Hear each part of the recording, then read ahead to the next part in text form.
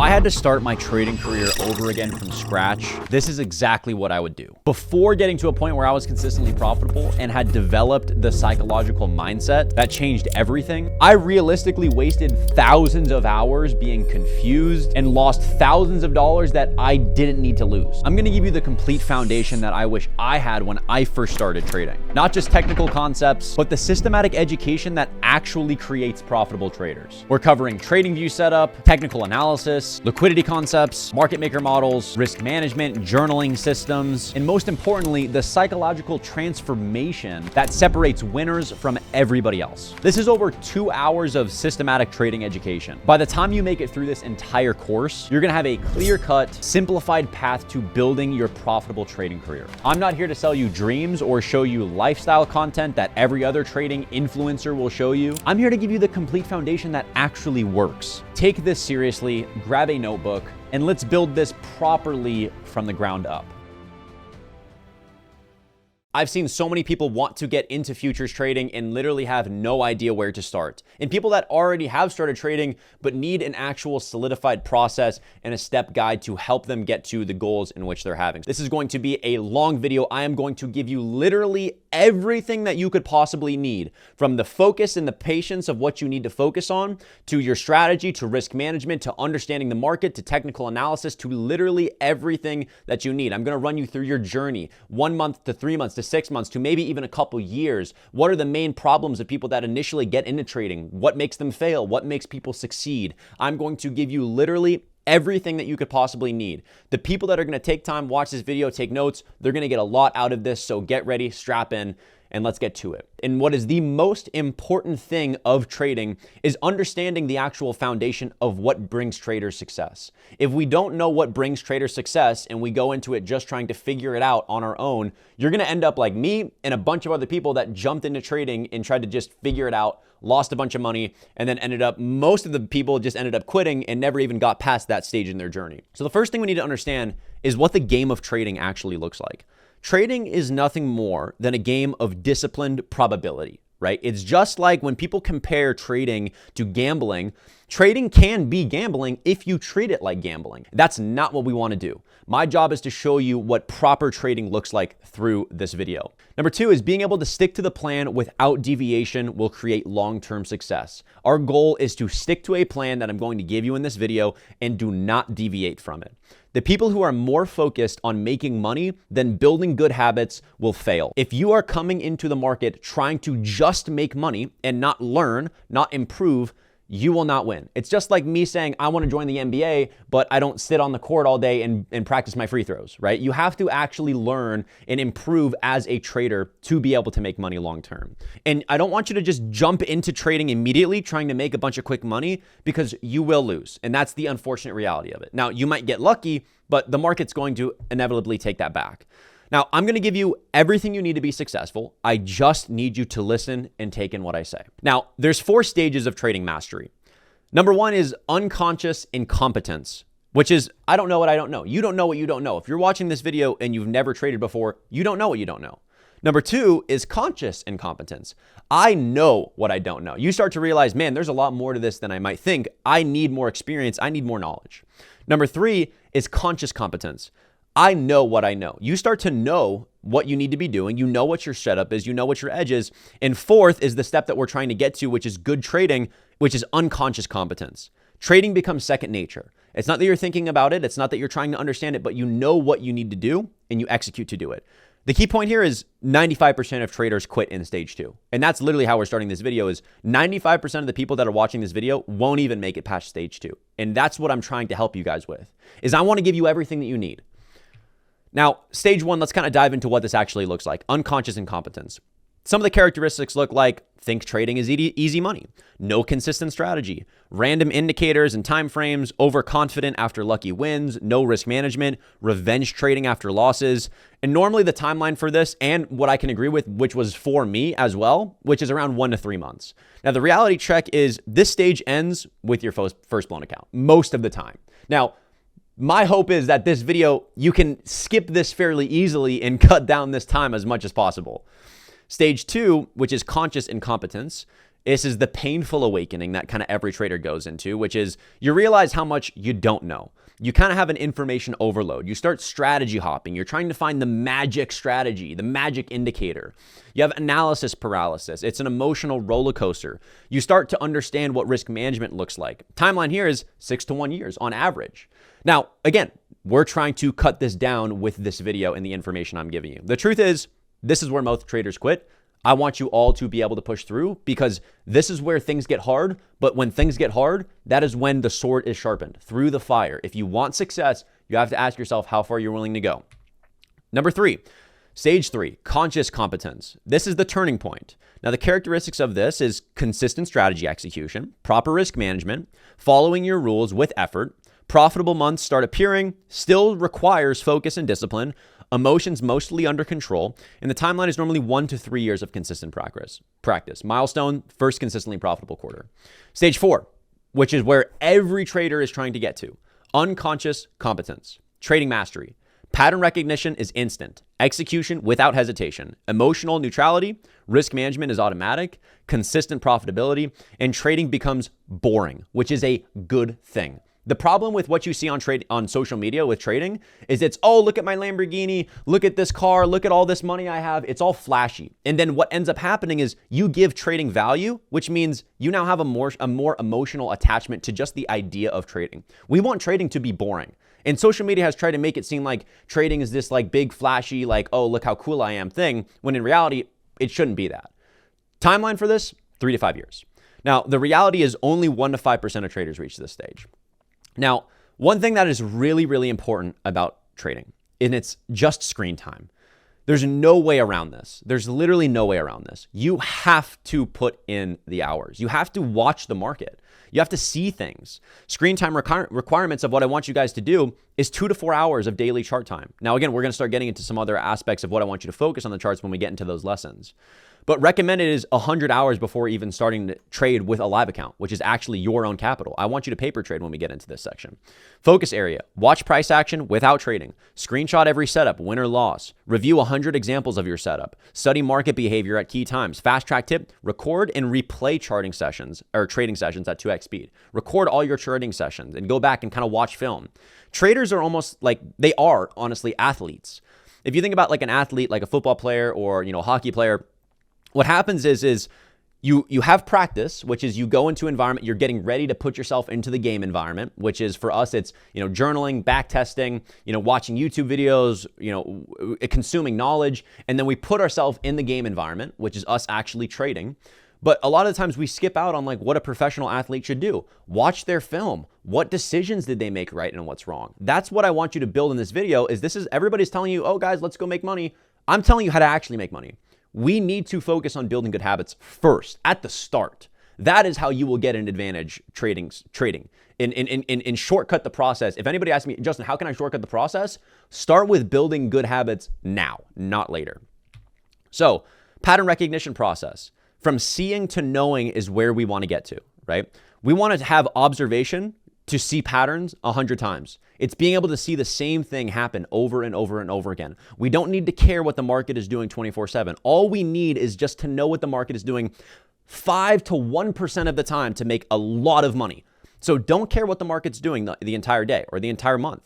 Recognition, identifying this in real time. Anticipation, predicting before it forms, right? Observing what's actually happening, saying, oh, I'm possibly expecting to see this play out and waiting for confirmation. Execution, enter without hesitation, and management, which is, having risk management and being able to handle the scenarios. Practice method, 20 historical examples daily, 10 live market observations, five trade sims or sim trades minimum. Now, you don't need to take sim trades. Like, I want you to take sim trades, but I don't want you to just take random trades. I want you to observe the systems and the strategies that I give you in this video to then go back and consistently watch how it plays out in the market. Now, this is kind of what your emotional control journey might look like. 1 to 3 months, you're going to have pretty fear and greed dominant. Revenge trading, FOMO entries, holding losers too long. Again, we want to cut this and shorten it as much as possible through this video.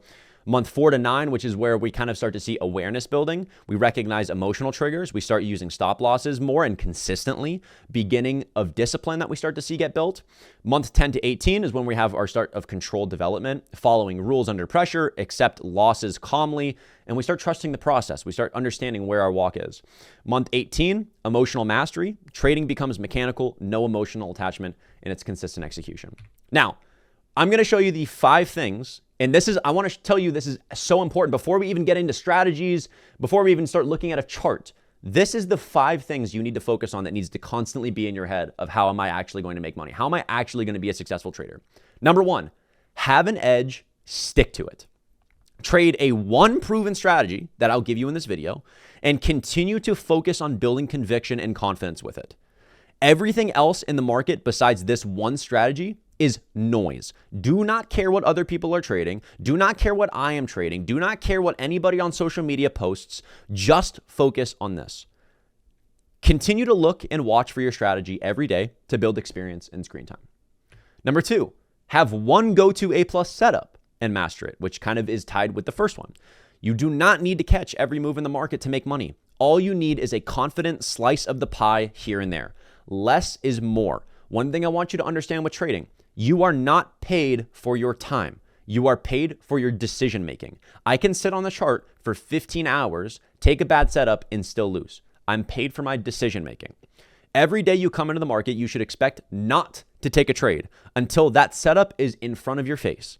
Test your eye by paper trading to build conviction.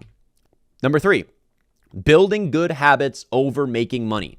You need to be more satisfied and more focused on building good habits than making money. Because you want to know how you're going to make the most money? By building good habits. The habits you build along your trading journey is what really is going to make you successful. Focus on good risk management, only taking your setup, stepping away when needed, not over trading. When you come into the market with the mindset of making money, you will make every mistake in the book. If you focus more on the outcome and not the process, you will never win long term. Never. You will rewire your brain to get satisfaction. This is something I always say, where I have to sit with myself and say, do I care more about being the best version of myself as a trader and doing what I need to do? Like, for example, if I'm trying to get fit in the gym, do I care more about thinking about the idea of being fit or actually going to the gym and getting fit? You have to be more focused on doing what you need to do than making money. Making money does not mean you are doing something right, and losing money does not mean you are doing something wrong. I can come into the market, break all of my rules, and make money. But if I care more about making money, I'm building bad habits to eventually give all that money back to the market. Trading is not about making money. It's about keeping money. And the only way to keep money from the market is to build good habits to protect ourselves. Number 4, journal like your life depends on it. Journaling is a very, very important aspect of trading. Every trade you take or idea seen that is not journaled is you cheating yourself. Because if you do not have actual data to affirm your edge and affirm that you are doing something good, you don't know what to change. You don't know where to go. You're guessing. And when we rely on ourselves to try to figure out a game in which we're at a disadvantage of and we're not looking at data, we can't rely on ourselves to make those good decisions. So journaling is able to show us what we need to improve. If you aren't tracking it, how do you know what to fix or improve? The act of taking the time to write it down, log trades, decisions, emotions is going to sharpen your edge and yourself. Every mistake and success needs to be journaled. I recommend using TradePath to journal your trades, or you can use OneNote, which is completely free, or Notion. Number 5, build discipline and emotional control. Trading is a game of you versus you, nothing more. It is you versus you. It is not you versus the market. It is not you versus people on social media. It is not you versus me. It's you versus you. Build a radical habit of self-accountability. Do not swipe your problems under the rug. Do not fall into a guilt cycle. Hold yourself accountable. Be mature about it. Because at the end of the day, trading is a business. If you hop on the market in the charts and act like you're playing Fortnite with your buddies, you will lose. This is a business. Treat it like a professional. Trading is a risk-based game. When we start to focus more on making money, losing money, failing, or getting rich, or any other emotionally attached version of ourselves, we will lose. We must be observers of the market. No outside thoughts, no outside intention. I'm not going into the market with the intention of making money. I'm going into the intention to be the best trader I can, following my rules, building good habits. When you sit down to trade, You are nothing more than a monkey at a screen being told to press a button. This is the analogy I always use. This is what trading should be to you, and it should be stupid and it should be dumb. The more that you see social media of people overvaluing the idea of trading and looking at a market, the more emotional you will be.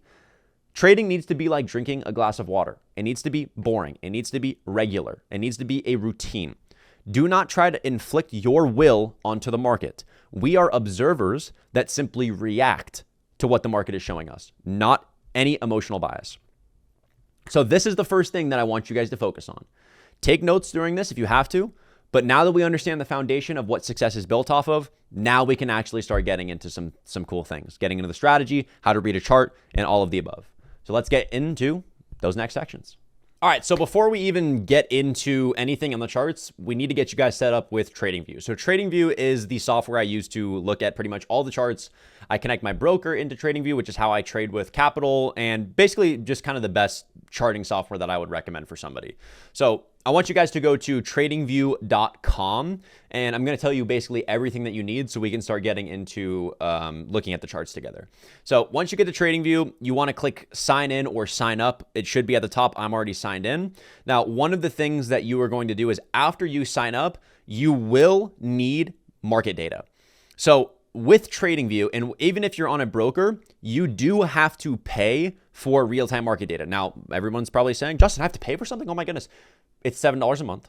If you don't have $7 a month, I think there's maybe some more problems to be had here, unfortunately. But what you're going to do is you're going to go up to products once you're in the account. At the bottom, it's going to say market data. You're going to click market data.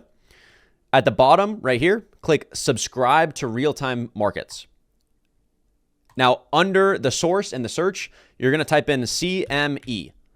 You need CME data. So it's $7 a month, or you can pay $84 a year. It's up to you. Now, the reason why you need this is if you do not have this, all of the charts that you look at with trading futures, which is NASDAQ and ES, which is the assets that I trade, which we're going to get into in a little bit, they're going to be 10 minutes, 15 minutes delayed. So you're not going to be actually trading what the real-time data is showing you. So you literally won't be able to trade. You need to have this or else you cannot use this. And this goes with any other charting software as well. You need to have CME data. So once you do this, buy market data, spend $7 a month. Again, if you're not willing to invest $7 a month in yourself, then I think that you should just cancel this video now, unfortunately. But you need this. So once this is signed up, you should end up being able to go to products, super charts, and this is where you will finally be able to see your chart. Now, your chart's not going to look exactly like this. So I want you, if you do like my colors, you can customize this however you want. But if you want to use the style that I use for my charts, I'll show you pretty much how to do it. So you right click the chart, go to your settings. The canvas and the background that I use is solid, and the hex code for this color is D7, D6, D0. So you can use the white background. Now, I don't have grid lines on. I basically just turn the opacity all the way down. I do have a little bit of a crosshair. And then what you're going to do is go down to trading, or where is it? Oh, symbol. So go to the top where it says symbol. Now, for the bodies, I just basically have plain white. For the bearish body, I choose this middle gray color that TradingView already gives you. And for the borders, I make them all black. So both borders are fully black and the wicks are also black. And there you go. Your chart should look something like this. So now that you have this set up, let's start diving in. You're probably like, what am I even looking at right now? So let's dive into what you're actually looking at right now, how to read candles and how to read a chart. So the first thing that we need to understand about trading when we look at a chart is it's filled with what we call candles. Now, these candles aren't just random little things. They have information each within them. So this is basically how we read what a candle is and why it's a little bit important. So on the left side, we have a bullish candle and we have a bearish candle. Basically, the terminology that we use for something to basically be, basically the market's going up, which is bullish. If the market's going down, it's bearish. So on a green body, obviously the market is going higher. If it's green, we all know, oh, wow, money, red, not good. So what's happening in this candle is a candle represents a period of time. So if we're looking at a 5-minute chart, this candle will represent 5 minutes. If we're looking at a 1-hour chart, each candle will represent 1 hour. So what we can look at this candle and recognize is that when that next hour rolls over, so let's say we're looking at a 1-hour time frame and each candle represents 1 hour. When we hit 12 o'clock on the dot, the next candle will open. This is where the open comes into play. So the price in the low of the body versus the wick, because the candle is made up of two things, the body and then the wick. So you that's why it's called a candle, right? You have the body of the candle, and then you have the high and the wicks of the candle, which are basically the little, things at the top of them. Now, the bottom of the body on a bullish candle represents the open. So at 12 o'clock, this is the price that the market ends up opening at that price. Now, if the market moves higher, it creates a green bullish candle.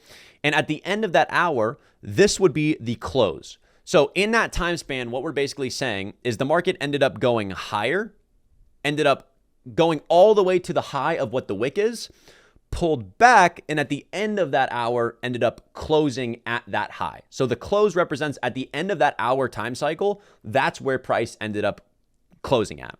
Now, the low is the exact same thing. So market opened, we went lower. The low of that 1 hour time cycle moved all the way back higher, having a bullish candle, going to a high, and then pulling back, and then closing. So each candle represents a period of time, and price is fractal, meaning I can go to a 5 minute and it'll look the same. I can go to the 15 minute, it'll look the same. I can go to the 1 hour, it'll look the same.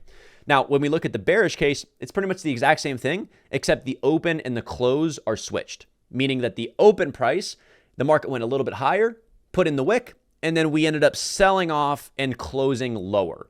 So what's the easiest definition of how we can understand a bullish and bearish candle? A bullish candle opens low and closes high. A bearish candle opens high and closes low.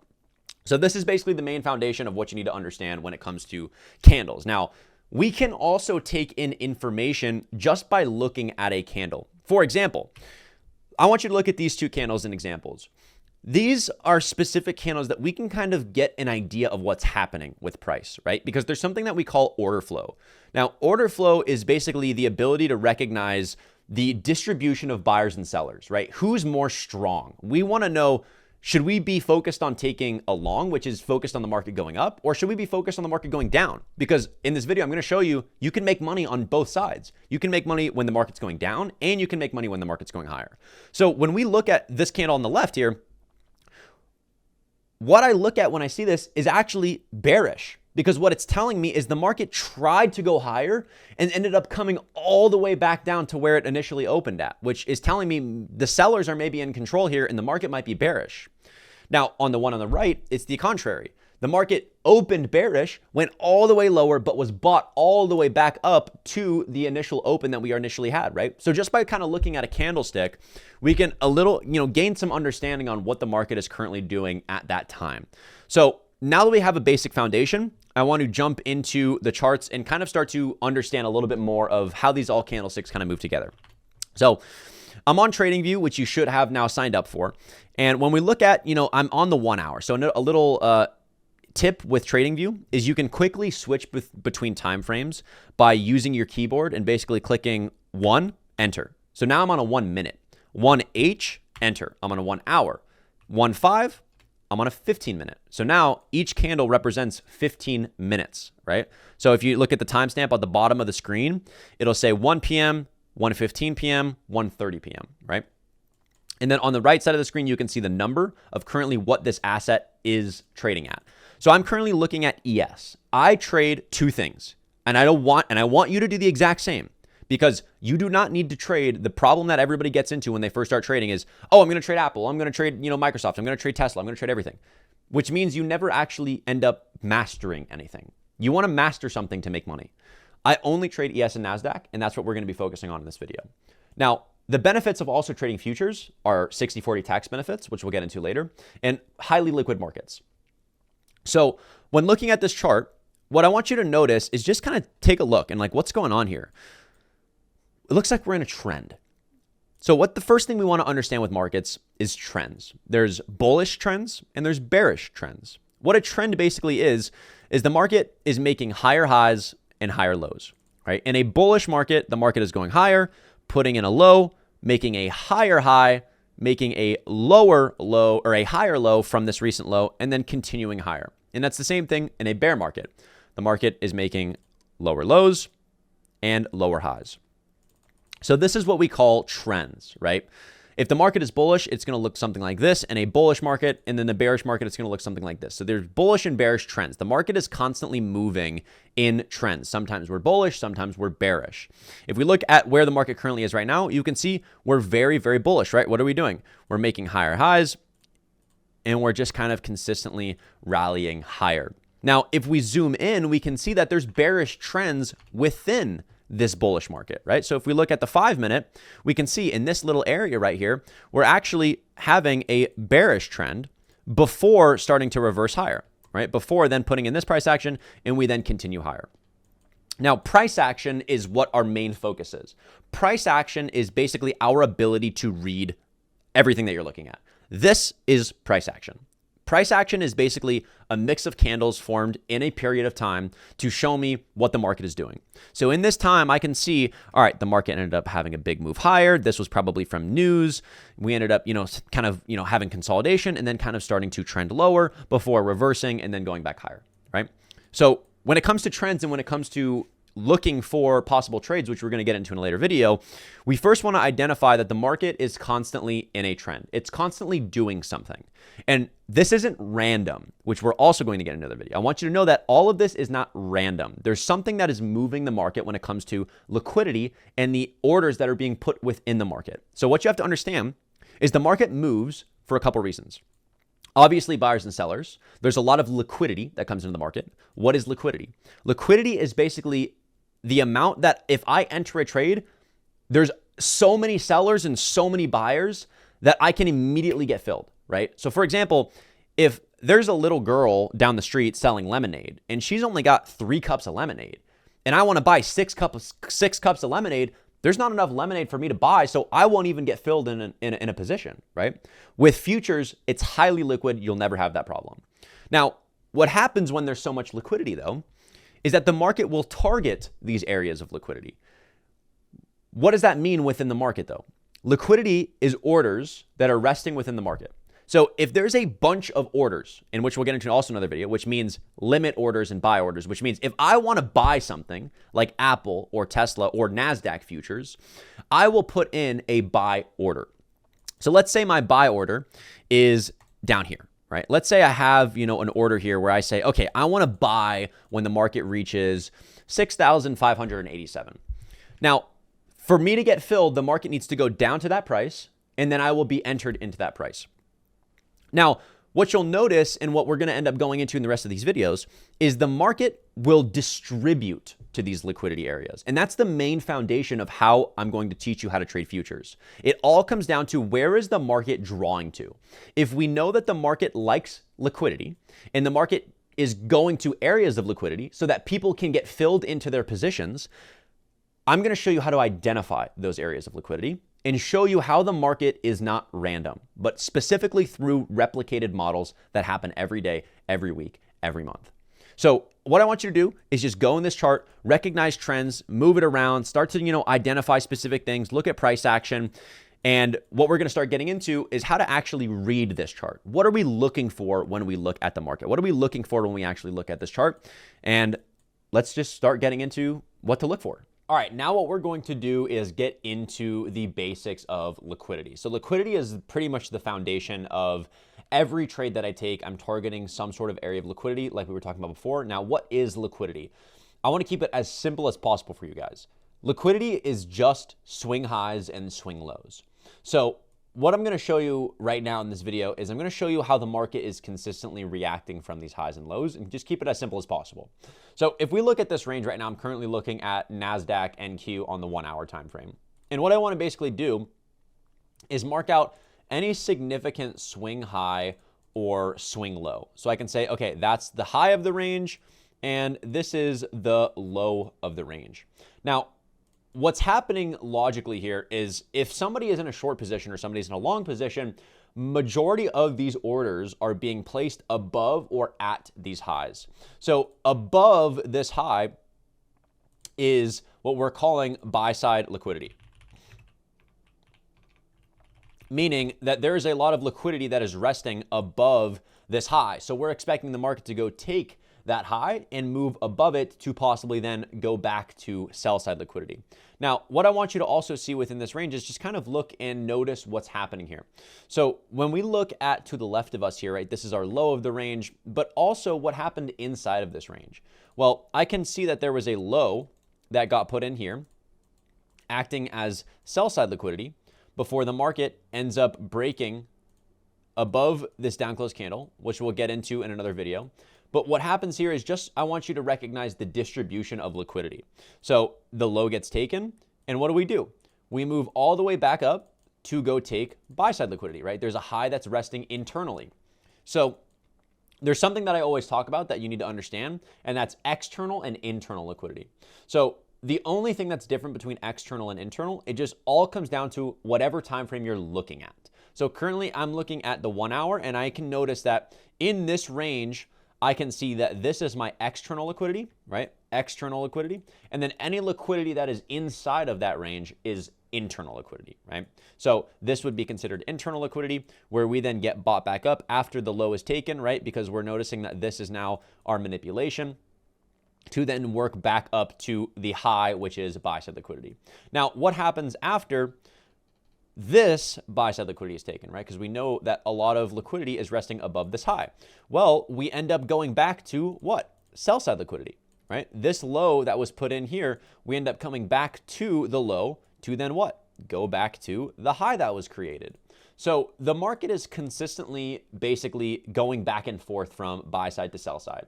And what we are using this for is to watch displacement. Now, what the next thing I want to cover is displacement and a sweep. So the difference between a displacement and a sweep is if we have a high that's created in the market and the market comes up to that high, there's two things that we can do. Either sweep it, which means that there's no displacement, which means that this high ends up getting taken and we do not break through it, right? We just take the high and then end up going back lower. Or we can displace through it. So what that would look like is something like this, where we put in a high and we end up breaking through it. Now, when it comes to our way of trading, we want to use sweeps to our advantage. If this is a buy side liquidity level, I want to see the market just tap above it and then immediately sell back off inside the range to go to sell side liquidity. And then this is where on this area of the chart, I would be looking to take a short, which is make money when the market goes down, and I would look to target whatever sell side liquidity is, right? So now it's the same thing if it was on a bullish example as well, which would look something like this. We have a low get put in, the market then comes down and sweeps that low. Notice there's no displacement. This is where we would want to see it become manipulation. That's how I always phrase it, is we want to look at it as manipulation for the market to then go back to buy side liquidity in whatever was currently generated beforehand, right? So let's look at some more examples when we're looking just at the market here. So we can notice that low gets taken here. We end up working our way back towards buy side before selling again all the way back off to the lows in which we have here. So now on the bigger time frame, we start even seeing a more of what's going on here, right? We look at this as a range where we can say that this was accumulation and that this was manipulation, and then we have distribution to the downside. So there's many different ways that the market kind of moves. And this is an example that we'll cover right now because it's easily to see in the charts. But notice when I originally drew that first high, what we're saying is buy side liquidity is resting above that high, right? Above all of the stacked highs that we have here. The market goes higher above, which is where all that buy side liquidity is resting, to create our manipulation to then distribute back to sell side liquidity. Now, this is where we would be wanting to look to take shorts, right? Anywhere in this area is where we want to target lower, right?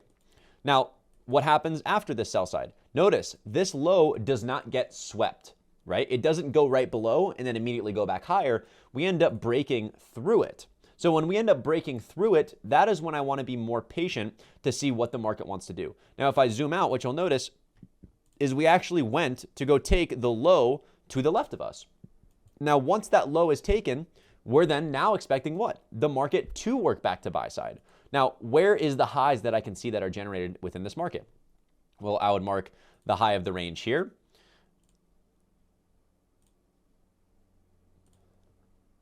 These would be the internal buy side levels that I would mark.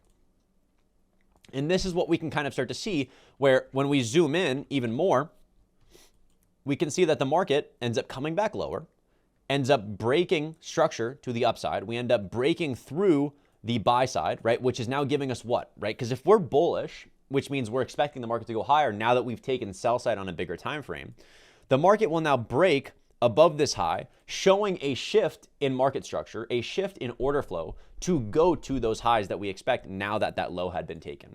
So this is where we are seeing manipulation, and we're now expecting to what we call buy side of the curve. So we have sell side of the curve, and we have buy side of the curve to go towards that buy side liquidity that the market had been resting. And what you'll notice is during this move, the market is consistently having areas of manipulation, and that is where we want to take positions. So if we look internally, we can notice here, the market comes back down, takes the low, goes back higher, takes the high. Right here, the market puts in a low, multiple lows, for the market to take right here, and then go back higher. Now, what do you think is happening right here? On this move, which is what we're calling, again, manipulation, where we're saying we think the market is going to go to buy side liquidity here. And we want the market to go lower first to take sell side liquidity, to then go back and take buy side liquidity. Well, when we zoom in and we actually see what's happening on this move, remember, the market is fractal, which means the same thing that are happening on the bigger time frame is also happening on the lower time frame. So if I zoom down to the 1 minute time frame, what do you think we're going to see here? The same thing. Sell side liquidity gets taken. Sell side liquidity again gets taken here before breaking structure to the upside. This is where I would be wanting to take a long position to target the opposing liquidity. And this is just super, super basic. I want to keep it as simple as possible. I want you to go into your charts and start to draw out these highs and lows that you see. And I want you to watch to see the market's reaction from them, right? And keep in mind the idea of a sweep and displacement. Notice when we come down to these lows, we do not break through it. We sweep it before rebalancing back inside of the range to continue towards the high on the bigger time frame that we had marked, right? It's the same thing that happens here. Low gets taken before breaking structure to the upside, right? Notice all of these lows finally get broken through, and then we end up continuing towards that buy side level. So if we just continue to watch price, and we can go anywhere in price and notice this continuous trend happening over and over and over again. So let's go even back further in the chart, and we can kind of look to see, again, what's happening here. Let's take a look at this. I'm going to mark out my buy side liquidity. I'm going to mark out my sell side liquidity, right? And this is now the range that I can identify. Well, I also now want to mark my internal liquidity. This is my internal liquidity. What happens after buy side gets taken? We go to, or after sell side gets taken, we go to internal buy side liquidity. Notice that this is our manipulation. We then end up working our way higher to go take internal buy side liquidity before rebalancing and then continuing towards the buy side liquidity that we have at the high of the range. Now notice there's no sweep. The market continues to displace through it. This is when we just let the market do its thing, when we're in a distribution phase. So the market is always in three different phases. Accumulation, where the market is basically just chopping, where we're just kind of back and forth in a range. We then have manipulation, which is our sweep, where the market will do something like this. Again, buy side liquidity is resting here.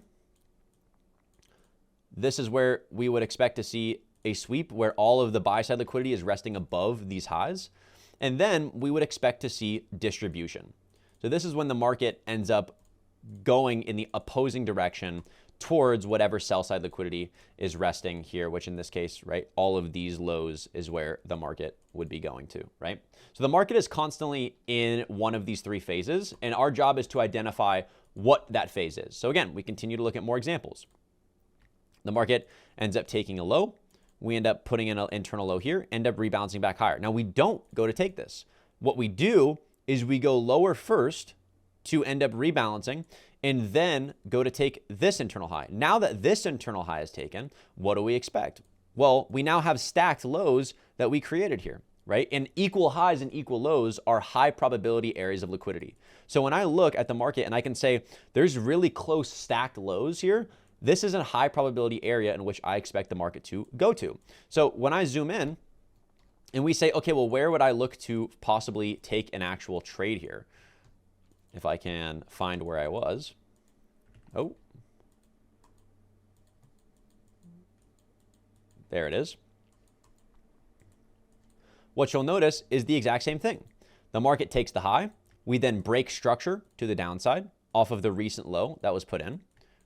And then we end up continuing to then rebalance higher, tap back into the initial break that we had, and then continue lower. Now, again, what's happening here? The same thing. Buy side gets taken to then go to internal sell side, to internal sell side, and then continue towards the opposing. Now, what I want you to kind of start to see, and maybe your brain is kind of maybe starting to think this. What if we had an idea of where the market wants to go on a bigger time frame? So let me just take these off the charts. And we just have this. Now, let's say I don't take a trade here, though. But let's say I'm expecting the market to go to these lows. I can frame trades by looking for internal manipulation, meaning I want to see the market go higher first and then the market go lower, to then take buy side to then go to more bigger time frame sell side. Well, what I can do is I can wait for a high to get taken like such, and then look to take a trade internally on a break. Now, on a lower time frame, what do you think is going on here? This is where our manipulation is, but on the lower time frame, it looks something like this. Break, right? Notice sweep, displacement. Sweep higher, break lower, to show we want to go lower towards the opposing draw on liquidity. And that is what we're going to be getting into right now, is draw on liquidity. Now, I've kind of been going and showing you through this video, but now I want to explain what draw on liquidity actually means. So now that we've gone through the basics of liquidity, identifying buy side, sell side levels, how the market is reacting from these areas, the next thing we're going to be getting into is draw on liquidity and fair value gaps, which are going to be able to help us identify when we do have an area of buy side or sell side liquidity, how can we actually take advantage of that move? And more specifically, what are we looking for? So the first thing that I want to go over in this next lesson is reasons why the market moves. Now, in the last video, we were talking about hunting liquidity and how the market is going towards these areas of liquidity. And that's one of the reasons why markets move. So there's basically three main reasons: hunt liquidity, rebalance to inefficiencies, and then generate liquidity. Now, rebalance to inefficiencies and hunt liquidity is the main foundation, but we are also constantly generating liquidity. So what do I mean by this? And then we'll get into what exactly is an inefficiency, or what you might know it already as is a fair value gap, an FVG. So when we talk about generating liquidity, we know that the market, when we put in highs, this acts as buy side liquidity. We're expecting the market to go hunt this area, right? And when we're generating liquidity, we might also form stacked highs, which are relative equal highs sometimes, where the market will look something like maybe this, where we end up putting in a first high, maybe come back down, put in another high, maybe another one, and then we continue to kind of sell off here. Now, in this area, while we're generating highs and we're also accumulating, then the market starts to sell off, but we're leaving all of these highs. Now, this is what we call the market generating highs, which becomes low resistance liquidity. Now, low resistance liquidity is when we expect the market to break all of these highs at once, right? So the market is going to always hunt liquidity, which we're doing on this leg, generate liquidity, which we do a lot of the times when we're accumulating and just chopping back and forth, and then rebalance to inefficiencies. So what is an inefficiency, or what is a fair value gap? It's basically the same thing. I don't want to overcomplicate you. I'm just going to call it a fair value gap. Now, a fair value gap is a 3-candle formation where a gap is created within the body of the candle. So if we look at the 1-hour time frame here, I'm currently looking at the S&P ES, and you'll notice that there's a big gap that is created on this move lower. This is what we call a fair value gap. Now, what it basically is it's a 3-candle formation where the first candle ends up closing, the second candle ends up having a big expansion, and then the third candle ends up closing as well. And what we end up leaving is a gap, which is just the body. It's just the body of the candle. So we go from the previous first candle wick of the low to the last candle wick of the high, and this ends up creating our fair value gap. Now, this is going back to our writing that we just had here, where the reasons why the market moves. One of them is to rebalance to inefficiencies. So what you'll notice here is the market ends up selling off to go take this recent low, right? This is acting as a sell side level, before going back higher to rebalance to the 1-hour inefficiency, to then continue lower to go take the next form of sell side that was created here. So we form a new sell side while taking this, rebalance higher to go respect the fair value gap, and then end up going lower, right? And what you'll also notice here is there's another fair value gap that opens up here that we come back up to, respect, we reject it, and then go back lower, right? So we end up opening up another fair value gap. Again, if we look at the candle structure, we have a wick on the first candle, a wick on the third candle, and this imbalance is literally just that middle candle body. And the market ends up coming back to it, right? Because the market will draw towards these areas and then ends up rolling back over to go towards the opposing liquidity pool. So there's a couple things that we need to now understand when we're looking at fair value gaps and now getting into the draw on liquidity. Now, the draw on liquidity is basically us able to read and ask ourselves, where do we think the market is going to, right? Because we know that liquidity acts as a magnet. And that's how I want you to think about liquidity, is it acts as a magnet. Highs and lows in the market will act like a magnet. So let's go in price action here. And I'm just going to skip to, a random area, and we'll kind of actually replay it. So I don't even, I'm not even cheating here. So when we look at where we are, and I want to identify where is the possible draw on liquidity. Well, I'm going to do what we did before. I'm going to mark my buy side and I'm going to mark my sell side. Now, one thing that I want you to notice with this, though, is I also want to take a zoom out here and take a bigger look. What is here to the left of us? There is a big 4-hour bullish fair value gap, right? Meaning the market has now rebalanced to this. I want to see it hold bullish and now work our way higher towards buy side liquidity. Now, also, another thing that we can notice is there is now a 4-hour bullish fair value gap that we also ended up opening up here, right? So when we're looking at this and we're kind of trying to understand what the market wants to do, we can identify, okay, that there's internal highs that we just created that are equal highs, that I would want to see the market go towards those equal highs. We've hit the imbalance. We've now broken structure, and that's where we want to get into next, is when we look at the 1-hour, we can use fair value gaps to understand where the draw on liquidity is. So if you actually look here to the left of us, there is a big 1-hour fair value gap that's bearish. If the market is bearish, we expect the market to rebalance to this and go lower. So the market comes back up, and if we were bearish, I expect it to reject and go lower. Now, what ends up happening here? We end up running through it. This is giving us confirmation where the first time in this entire rebalance, right, in this internal bear trend, where, right, we're making, lower highs, lower lows, in this bear trend, it's the first time that we've actually disrespected a bearish imbalance. If we look at the first one that got opened up here, we ended up initially tapping into it and then, again, continuing to sell off lower towards this internal low.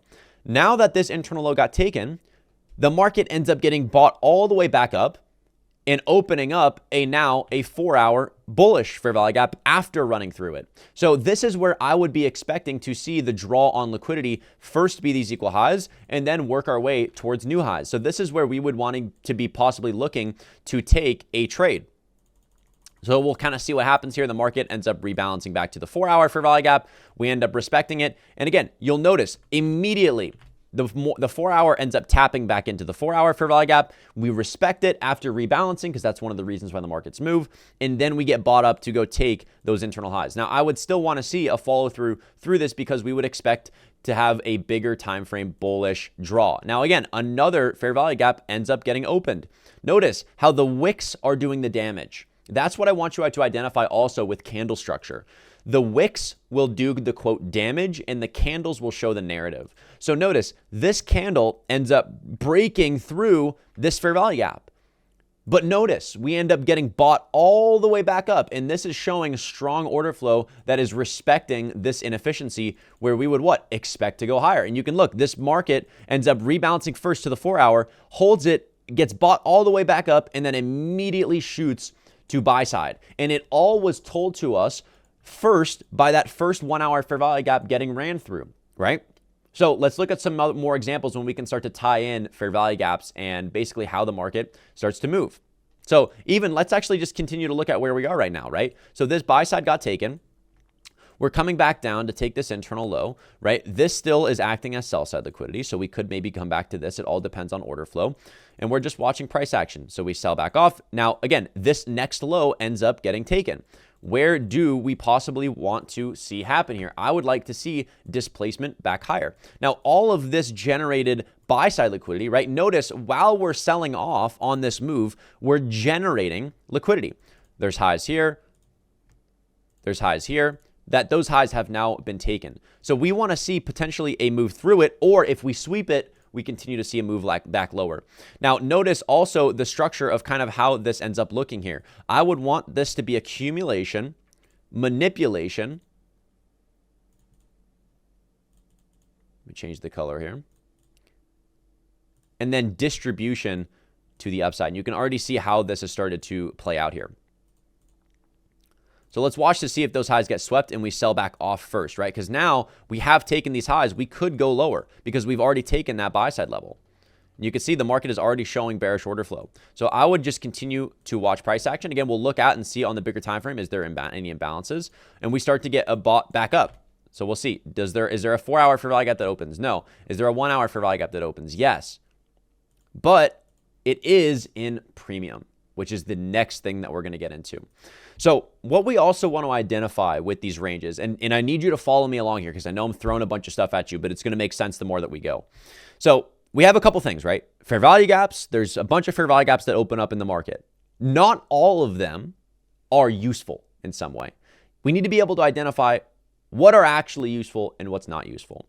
The only reason that we should be looking for an imbalance is, number one, is it on the bigger time frame and is it giving us confluence, right? So for example, if we are looking previously at this model, we're looking at the 4 hour fair value gap to then watch internal price action to validate if we're going to hold it or not. So the market comes back into the fair value gap, we end up running through it, and that is now showing us and validating that we are holding bullish. Now, when we look at a fair value gap like this, one thing that we have to identify is when we look at the 4 hour fair value gap and we take the previous price leg. Now, this is where we are getting into another concept called equilibrium, premium, and discount. So when I mark, if I have a fib retracement, and on TradingView, you'll see on the top right here, you'll have a fib retracement, and I mark it from the last swing low towards the high of where we are, which means the last kind of move lower before having this big expansion, the market ends up rebalancing back to equilibrium, which is the midpoint of this move. Rebalances to the fair value gap, rebalances to equilibrium, and then ends up continuing back higher. So we are more prone to respect fair value gaps when the market is in equilibrium or when the market is below equilibrium than it is above it if we are bullish. Now, in this specific case, right, if we're bullish, I want to mark out the recent low to the high. Notice we're not yet in equilibrium. So we could end up holding it, but look, first we go to equilibrium, then we go get bought up. So this is a little bit tricky where it seems like this fair value gap gets ran through, when in reality, we end up going to equilibrium first to then hold it. Now, what would be the possible trade here? Well, you wait for internal confirmation. Notice there's no break of structure back to the upside. There's no validation that that fair value gap is getting held until here, where we end up breaking through these recent swing highs that we ended up having, right? Remember the difference between displacement and sweeping. When this is a high acting as buy side liquidity, we end up displacing through it, where we can look to take longs to target, again, the opposing liquidity pool acting as buy side up here. So I want you to go into your charts, and we're going to start to expand off of this idea of fair value gaps and also draw on liquidity. But draw on liquidity all comes with understanding how the reaction is at specific levels. When we look at the draw on liquidity and we kind of go back here, right? Right now, I really don't know what the draw is. I would say, okay, I would mark buy side, I would mark sell side liquidity, and I would say, okay, I need to see liquidity get taken first for me to have a confident draw on liquidity, right? Okay, internal low gets taken. Do we sweep it or do we get bought? We don't sweep it. Okay, I continue to watch. I continue to watch. I continue to watch. I'd want to see these lows get taken here. Again, still all over the place. No highs, no lows are getting taken right now. Boom, low gets taken. Now what I want to see is I'll look to the left of me, and what you'll notice is, number one, there's a 1 hour bullish fair value gap that is currently being respected, as well as sell side is getting taken. So that's more confirmation, right? Remember when the first video that we went over was trading is a game about disciplined probability. The probability within trading is us combining these confluences together to have better confidence as to what we think the market is going to do. So when I'm looking at this market, I could say, okay, well, we came back once, we came back twice, 3, 4 times, and we're still holding this fair value gap. And now we ended up just taking sell side liquidity. So now what I would do is I would zoom in and I want to see a break of structure towards the upside. This is the recent swing high that got put it in. Notice, what are we doing on this move lower while we're selling? We're generating liquidity, right? All of these highs that we're creating. Now, what did also I say about generating liquidity? This is what we call low resistance liquidity, meaning I want to expect this to all get ran. So this is where I would want to be looking to take a possible long position where the market finally breaks above. And this is where I want to take a long to target this internal liquidity pool and also then the external liquidity pool. So we'll notice the market continues to run higher before pulling back. Again, where are we possibly pulling back to? A bullish fair value gap. We can even zoom out and notice that there's another bullish fair value gap here, and the market is showing continuous signs of being bullish before pulling back. Where do you think we're pulling back to? If I mark out the range, equilibrium. So before we continue back higher, we pull back to equilibrium. There's also, again, another 1 hour fair value gap here that we end up holding bullish before then going higher, right? So the market is constantly doing a couple things. Generating liquidity. We're now generating buy-side liquidity. What are we also doing? Respecting inefficiencies and pulling back to inefficiencies. So let's say that there's a bearish fair value gap here. And then eventually we'll have a break where we start disrespecting those inefficiencies. What does the market also do? Pull back to equilibrium. To then what? Continue towards the external draw, buy-side liquidity.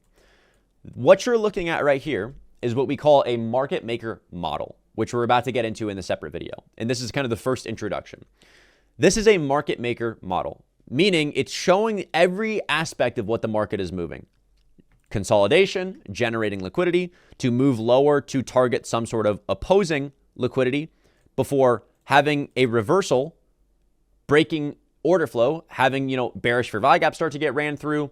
We're showing signs that we're more bullish. We break structure to the upside, meaning that we displace through a swing high, possibly pull back to equilibrium, and then continue towards the external draw, right? This is a market maker buy model. So in the next video, we're going to go a little bit more in depth in market maker models. But so far, I want you to just go in your chart, practice drawing fair value gaps, buy side liquidity, notice the responses. Again, ask yourself displacement versus sweep and start recognizing these things on your own.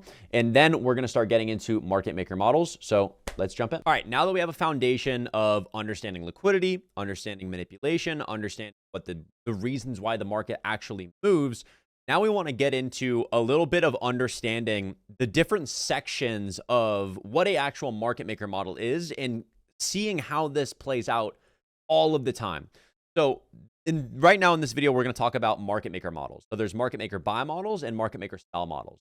What you're currently looking at is a market maker buy model, which we kind of obviously just went over, just previously, but now we want to dive a little bit more into this, how we can recognize it in our charts, why is it important, and so on. So in a market maker buy model, there's a couple sections that we have what we call the initial consolidation, which is normally when we're generating liquidity, like we've talked about earlier, right? We're generating these highs, putting in a high, putting in a high, putting in a high. and then we end up selling lower, which is what we call sell side of the curve. So in this move here, this is what we call sell side of the curve.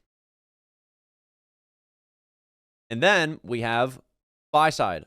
What's happening in this model is we have initial consolidation where we're generating liquidity, and then we have distribution. So we have the first distribution leg, and then we continue lower before having some sort of reversal or manipulation lower where we generate a low, have an internal high that gets put in, comes back lower, and then we have distribution towards the upside in buy side of the curve.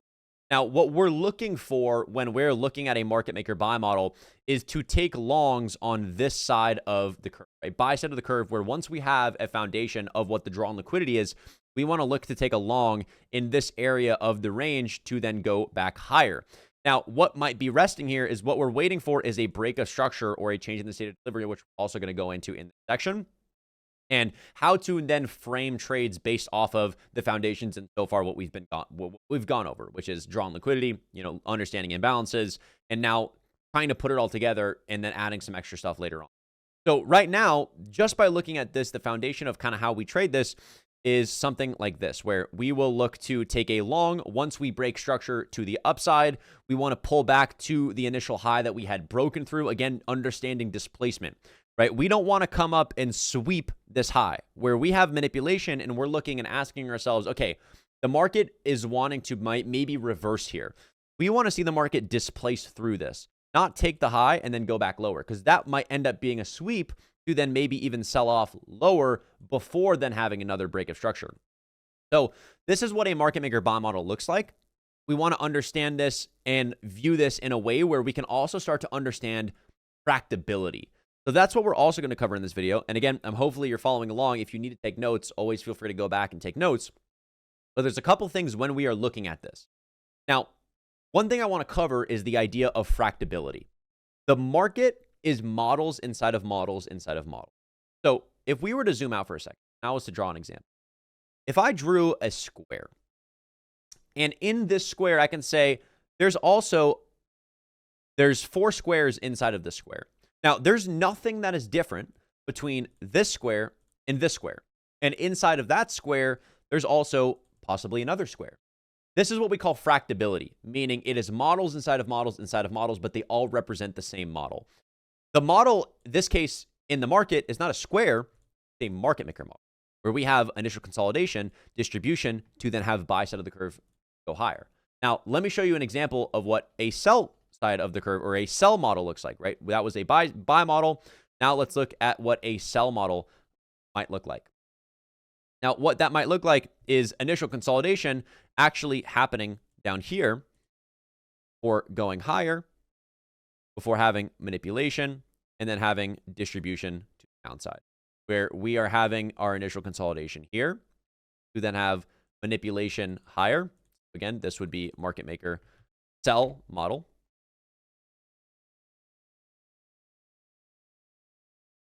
Where we then break structure and we look to short here, stop at the high, targeting the opposing liquidity pool. Now, when we talk about fractability, what I want you to understand is how can this, right? If we're saying that a square is inside of a square, how can this be inside of this as well? Well, what you'll find is areas like this where we are coming up to an area in which we're rejecting, a lot of the time price will look something like this on a lower time frame. We will come back up, generate liquidity, go up and take that liquidity, having manipulation, and then coming back down to possibly the initial consolidation that we had here, right? So all of the liquidity that was generated here. So what's happening is we're seeing the exact same model where this now becomes sell side of the curve, buy side of the curve, inside of a sell model where we see buy side of the curve and then sell side of the curve.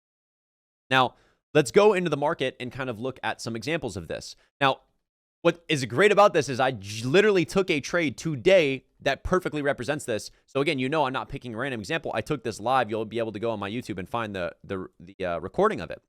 So going into the day, if we look over at NQ, I am looking for the market. We'll kind of replay price action here.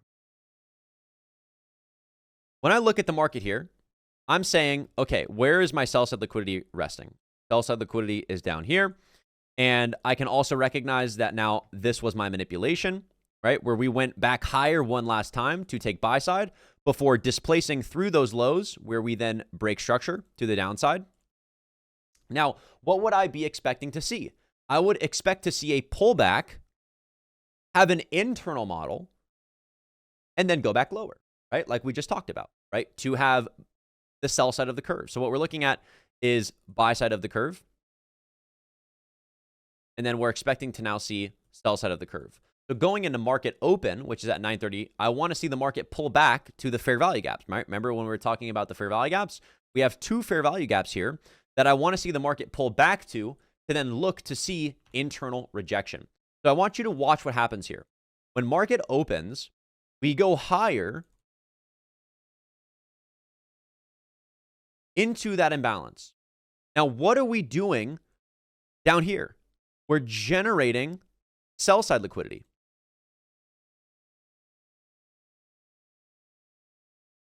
Now, if we know we're in a bigger time frame sell model, that means we want to see the market go higher before going lower.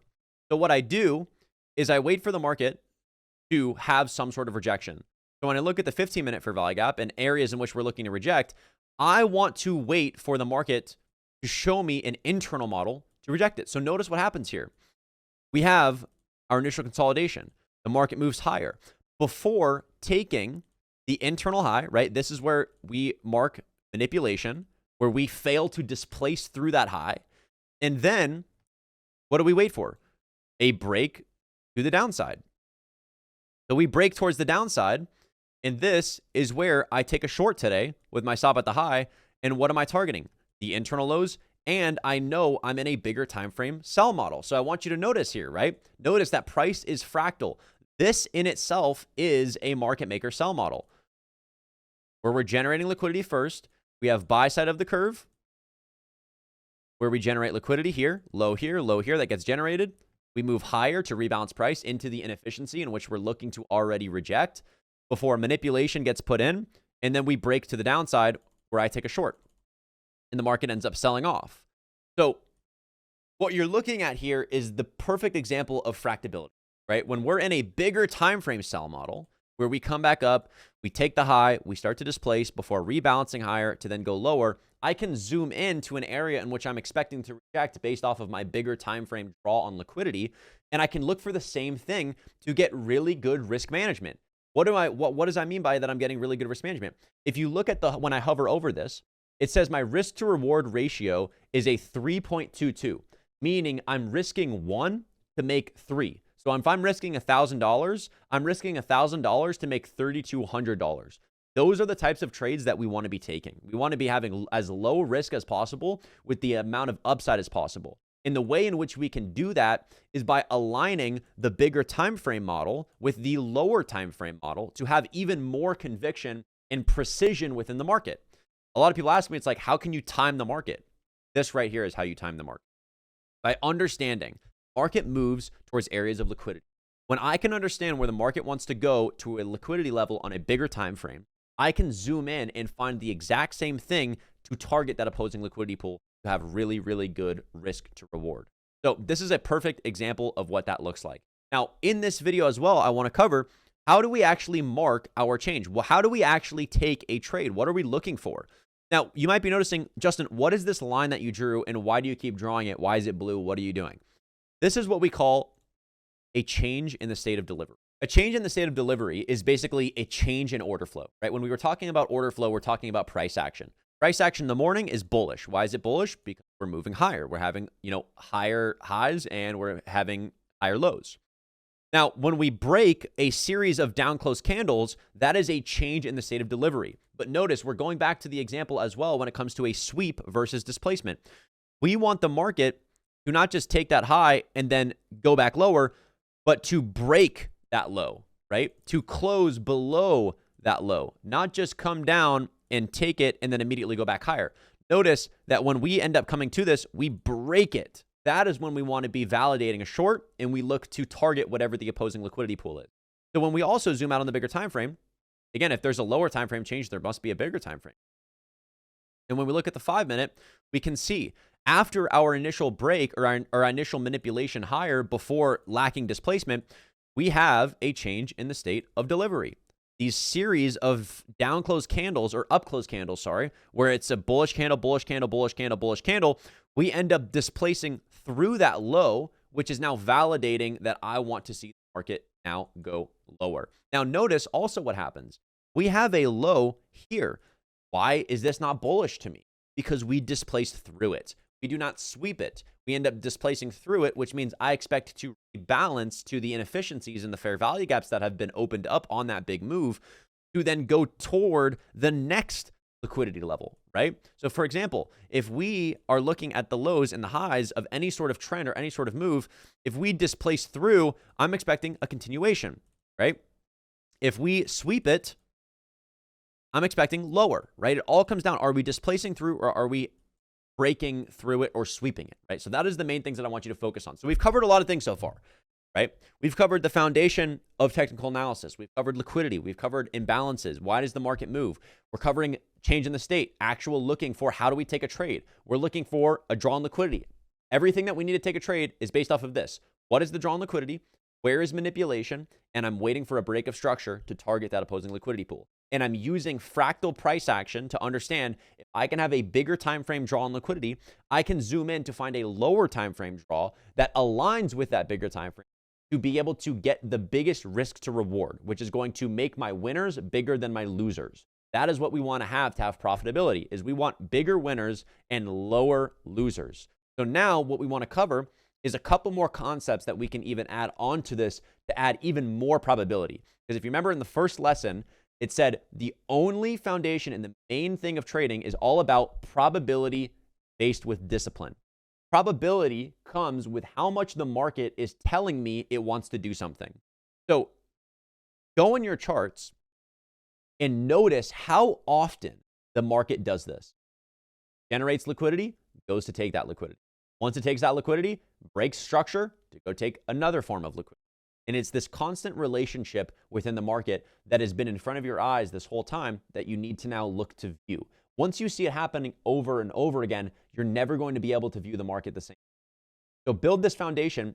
Now what we're going to get into is a little bit more into the advanced concepts in which we can add on to this to even have more probability. Once we have that whole model, we're going to tie it all together to give you a solid foundation of every single thing that you need to be looking for in an entire system. Putting it all together, an entire strategy of what you need to be looking for every single day, what to look for when going into open, understanding high probability areas of liquidity, and that's pretty much it. And then we'll get into risk management and some, well, like journaling and how to actually and start making money. So with that being said, let's get into. All right, so the next thing we're going to cover is SMT divergence. So there's a secret when looking at NQ and ES, right? This entire time I've been telling you guys the main thing that we trade is.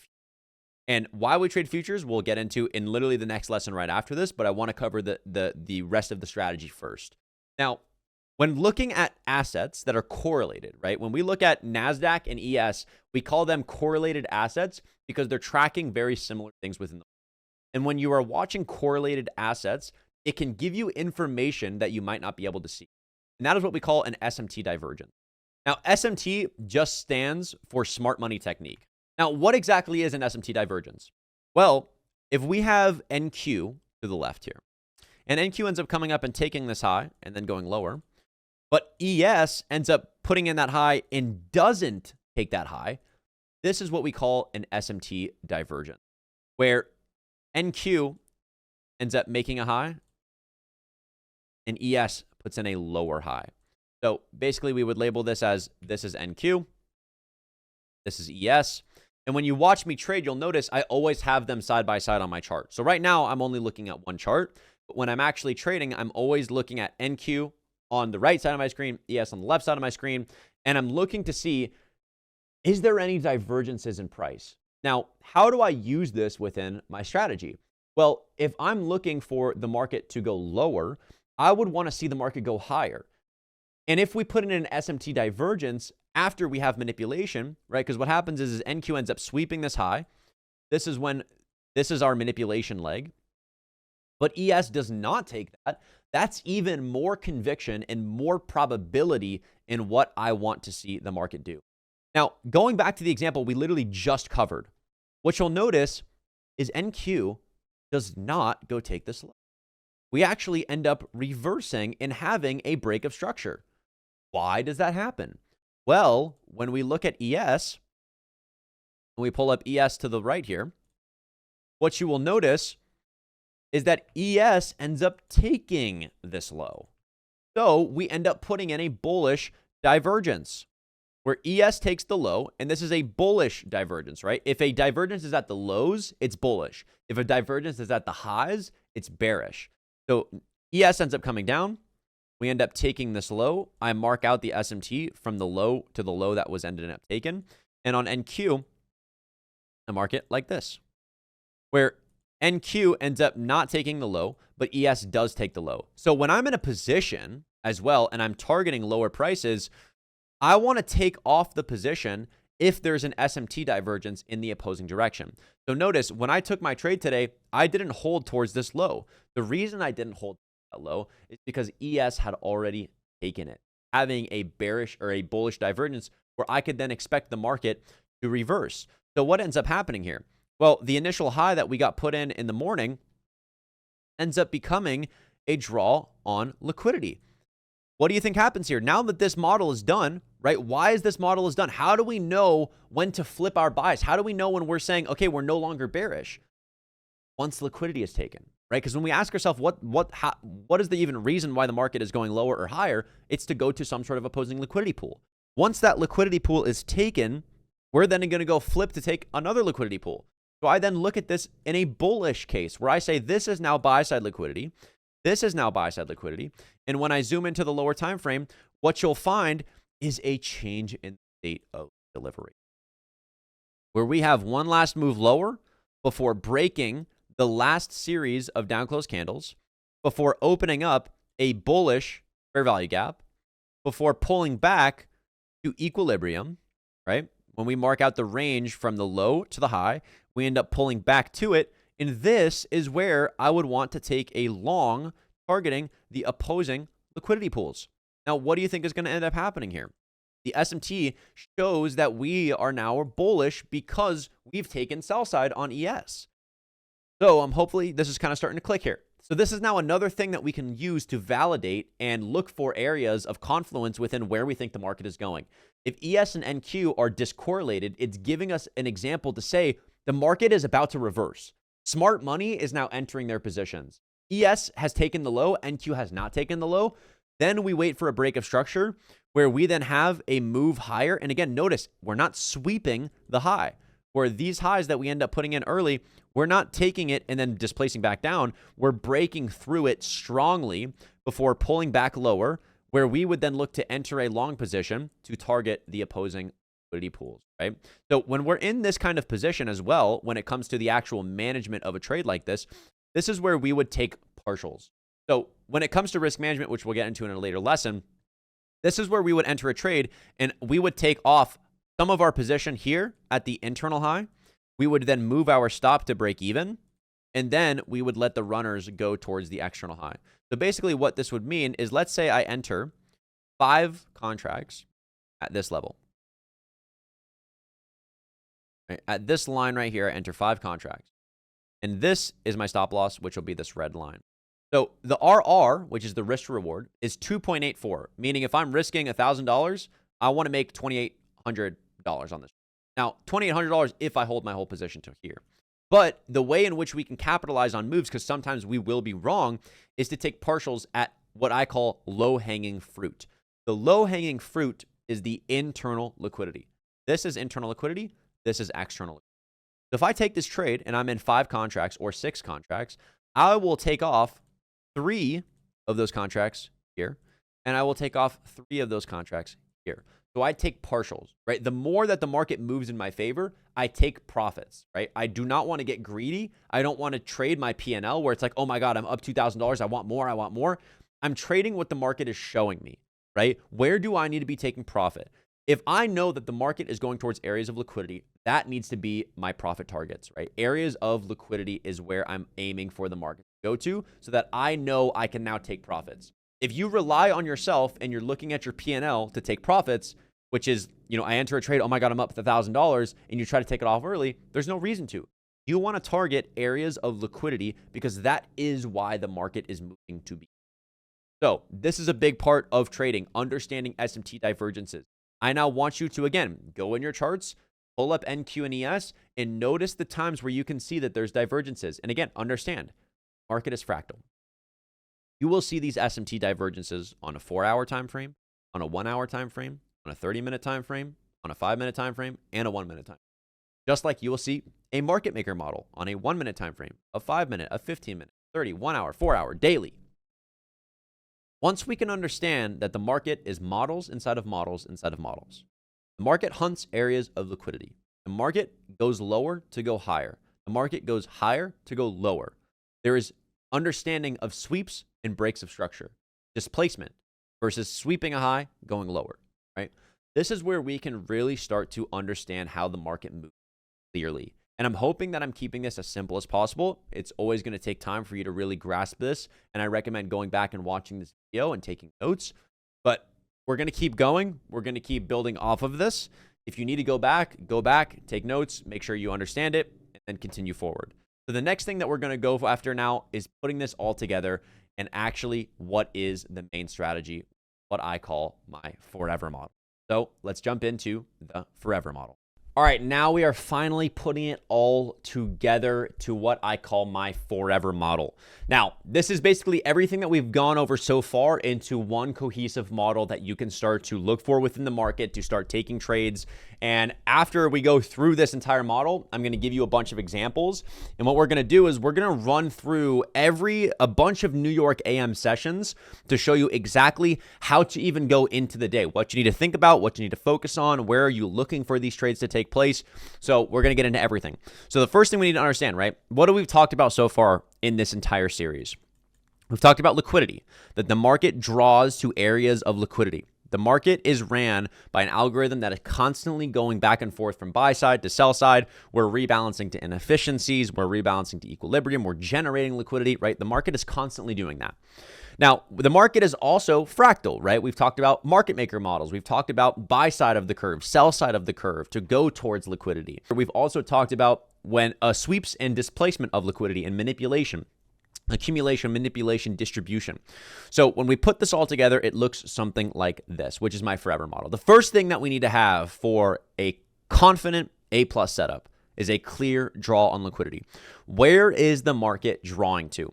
If we want the market to draw lower and there's sell side liquidity resting below us, we want to see the market go higher first. Now, the next thing we need is a sweep of liquidity. So for example, if we were to not only rebalance to a bigger time frame fair value gap, let's say that this red box is a bigger time frame fair value gap, but we also end up sweeping buy side liquidity on the bigger time frame, that is what we're looking for. Now, the next thing that we need is manipulation and a change in the state of delivery. Now, what is manipulation? Manipulation is after we take out buy side, we take out another form of internal buy side, and this is where we act as our manipulation, right? Where we have one last move higher, and then we break structure to the downside below the break, and we start displacing back inside the range, right? We do not break through this high, we don't displace through it, but we sweep it, and then we end up putting in an SMT, and we go back lower. Now, the last thing that we need for an A+ model, now you don't need to have an SMT, so I'm going to mark this as optional, but adds a lot of extra conviction, is an SMT. So what we would be looking for is this SMT could look something like this, where it's internal, and it also could be external like this, right? If there's a high to the right of us that we just took as buy side, we could have a bigger time frame SMT that's also validating this, right? Remember, an SMT is a divergence between assets, ES and NQ. So this is a forever model. Now, when we're looking to take an entry, there's also a couple different ways to be able to take advantage of this type of setup. So I want to cover you a couple of them. Number one is the first entry that you're looking at right now, is waiting for the break of structure first, then waiting for a fair value gap to open, entering a position, and targeting the external buy side liquidity. Now, when it comes to putting our stop loss in place, there's a couple things that we need to understand. The market does not invalidate the setup until we go back to take this recent high. So what could end up happening is even something like this, where the market does try to break higher, stop you out, and then go back lower. So there's a couple things that we want to understand with this type of setup. Now, number one, if we're going to take an entry after the break and we pull back, we want to see a couple things for us to really feel confident and validated with taking an entry. Number one, we'd want to see us go back to equilibrium, right? So for example, if I'm looking to take an entry, I would much rather prefer the market to go tap equilibrium, and this is where I want to be taking a short. And the most protected stop and the best stop to get the least likelihood of getting stopped out on a trade like this is if my stop is at the high of the move of the original manipulation. Now, this might end up lowering your risk to reward than it would be if you were to have an internal stop, right? Notice how this kind of setup goes from a 2.4 risk to reward to around a 3.6 risk to reward, depending on what the market is doing. But most importantly, the main thing you want to be focused on is the confidence of where the market is drawing to, right? Because there's so many ways to enter into a position based off of this. So the next type of entry we want to cover is internal sweep. So let me redraw this out here and actually kind of, look at this from a different perspective. But let's say the market does something like this, where we actually continue to accumulate and we end up having an internal sweep of liquidity. This is the next type of entry that we could wait for. So let's say that what we're looking at right now is actually a 1 hour time frame. So obviously, if this is a 1 hour time frame, depending on the type of trader you are, I trade intraday, so I want to trade, open and close my position within the day. I wouldn't normally be taking an entry here and holding it all the way here because that would be hundreds of points, right? That's a very big move. Now, what I can do is I can use this bigger time frame to build a bias, and then I can look for, again, the same thing like we talked about, which is fractal price action. I'm looking for the same model where buy side gets taken, all of this becomes generated sell side liquidity, we wait for internal manipulation, and then we end up breaking structure to the downside here, and this is where I look to take a short position. And again, now my risk to reward is a lot better, right? This is a really, really good risk to reward where I now go from a, possible 2.6 to a 5 risk to reward because now I've had internal manipulation. And what I'm looking for with internal manipulation and what's important about it is it's basically telling me now this is where I want to see my protected high, right? Now that this high got taken and this high got taken, we should go here first before going back to this high because we've lacked displacement through, right? We've swept this high, we've gone back inside the range, so now we expect the market to go to this low, and if we expect the market to go to that low, we probably are expecting to break through it, not sweep it, because the market is still having liquidity lower, right? There's still a reason for the price to go lower. So what I want you to do, and what's so great about these concepts and everything that we've taught so far in this course, is that it's very malleable depending on who you are as an individual and what you're comfortable with. Are you comfortable with trading lower time frames? Do you want to stick to the bigger time frames? You can trade this on any time frame. The market is completely fractal. It's models inside of models inside of models like we covered, right? When we look at this, this is a sell side curve. This is a buy side of the curve, right? This is a market maker model inside of another market maker model where this is buy side of the curve and this is sell side of the curve, right? So there's a lot of different ways to approach this. Now, let's flip this and let me show you what a bullish example of what this might look like. Now, this is what a bullish example of this might look like, right? Where we're generating liquidity, the market sells off, we take sell side liquidity, we end up taking internal liquidity, and then we have a break to the upside where we are displacing higher back inside the range. We look for the market to pull back to an inefficiency, a fair value gap, and we target the opposing liquidity pool, right? And we're looking for an SMT for more confirmation of this. And also another way that we can add even more confirmation is when we can align that we're actually in a bigger time frame fair value gap. So if the market comes back down and we end up respecting like a 30-minute or a 1 hour fair value gap down here, and then we end up bouncing back out of it, that's even more confirmation to the bias in which we're looking for. So let's jump into some real examples. Let's run through the market. And what we're actually going to do is I have no examples planned for this. What I'm going to show you is I'm going to go back in time and I'm going to pick a random point in price action and I'm going to run you through now what we're going to get into is how to actually trade this in a real market setting. What am I looking for within the market? And we're going to get into some more, not complex things, but really some good tips and tricks to even perfect this strategy even more. So what we're going to do is let's kind of pick back in time. Let's go to 9:30. So we're going to go to 925. All right, so the market's about to open here. Now, what do we want to do? Now, what we're about to get into now that we've covered the model is daily bias, right? When I go into the market in the morning, I need to understand what I'm actually looking for going into the market, right? So the first thing that I want to notice is I want to look at the bigger time frame and just get an understanding of order flow. So far, the market is pretty bullish here, right? Now, I'm going to come in and I'm going to mark in my areas of buy side liquidity and sell side liquidity. So my buy side liquidity is here. Now, one thing that I want you to pay attention to, though, right? When this gets taken, and this is our internal manipulation, this is our change in the state of delivery, right? But notice we have not yet displaced back inside the range fully. We're kind of like, we took it, we did sweep it, but we didn't really displace yet. So what I want to notice, and the most important thing that I do every morning session is I look at the session highs and lows as the highest probability areas of liquidity. So there's an indicator on TradingView if you use TradingView, and it's called S&D profile. You can go up here, search it up. Just search up S, the and sign, D profile, and it's ICT Seek and Destroy profile, and it'll mark out the sessions for you. So what I want to do is I want to mark out the session highs and lows. So this is my Asia session high, and this is my London session low, and this is my high confident area of buy side and sell side liquidity going into the day. So let's watch market open, right? And see what we end up doing here. So market ends up opening. Now, obviously, I can't look at NQ, so it's hard to see what the SMTs are at this point in time. But let's kind of watch to see what the market ends up doing here. Notice what we do first. We end up taking highs that are generated internally, right? The market ends up rebalancing higher to, I'm most likely guessing a 15-minute, yep, a 15-minute fair value gap to reject this fair value gap. So what would I most likely be expecting here? I'm expecting the market to most likely go to London session low, right? Because when we look at this, the market has taken the internal generated buy side. We've now broken structure to the downside here. And notice this is our internal manipulation. The market has now come back down and closed below this. So I would be expecting the market to go down to sell side liquidity. So a couple things that I could do here is I could possibly take a short position to target this opposing liquidity pool. Now, notice it doesn't end up getting tapped, but if I did wait for it here, this is where I would be looking to take my entry, right? Where the market ends up rejecting that fair value gap to go higher. We sweep all of these highs here. Notice we do not displace higher. There's confident liquidity resting below.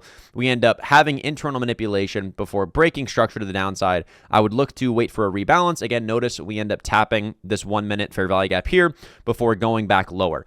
Now that London session low is taken, I'm looking for a possible reversal. Now, what am I looking for a reversal, right? This now becomes my generated buy side liquidity.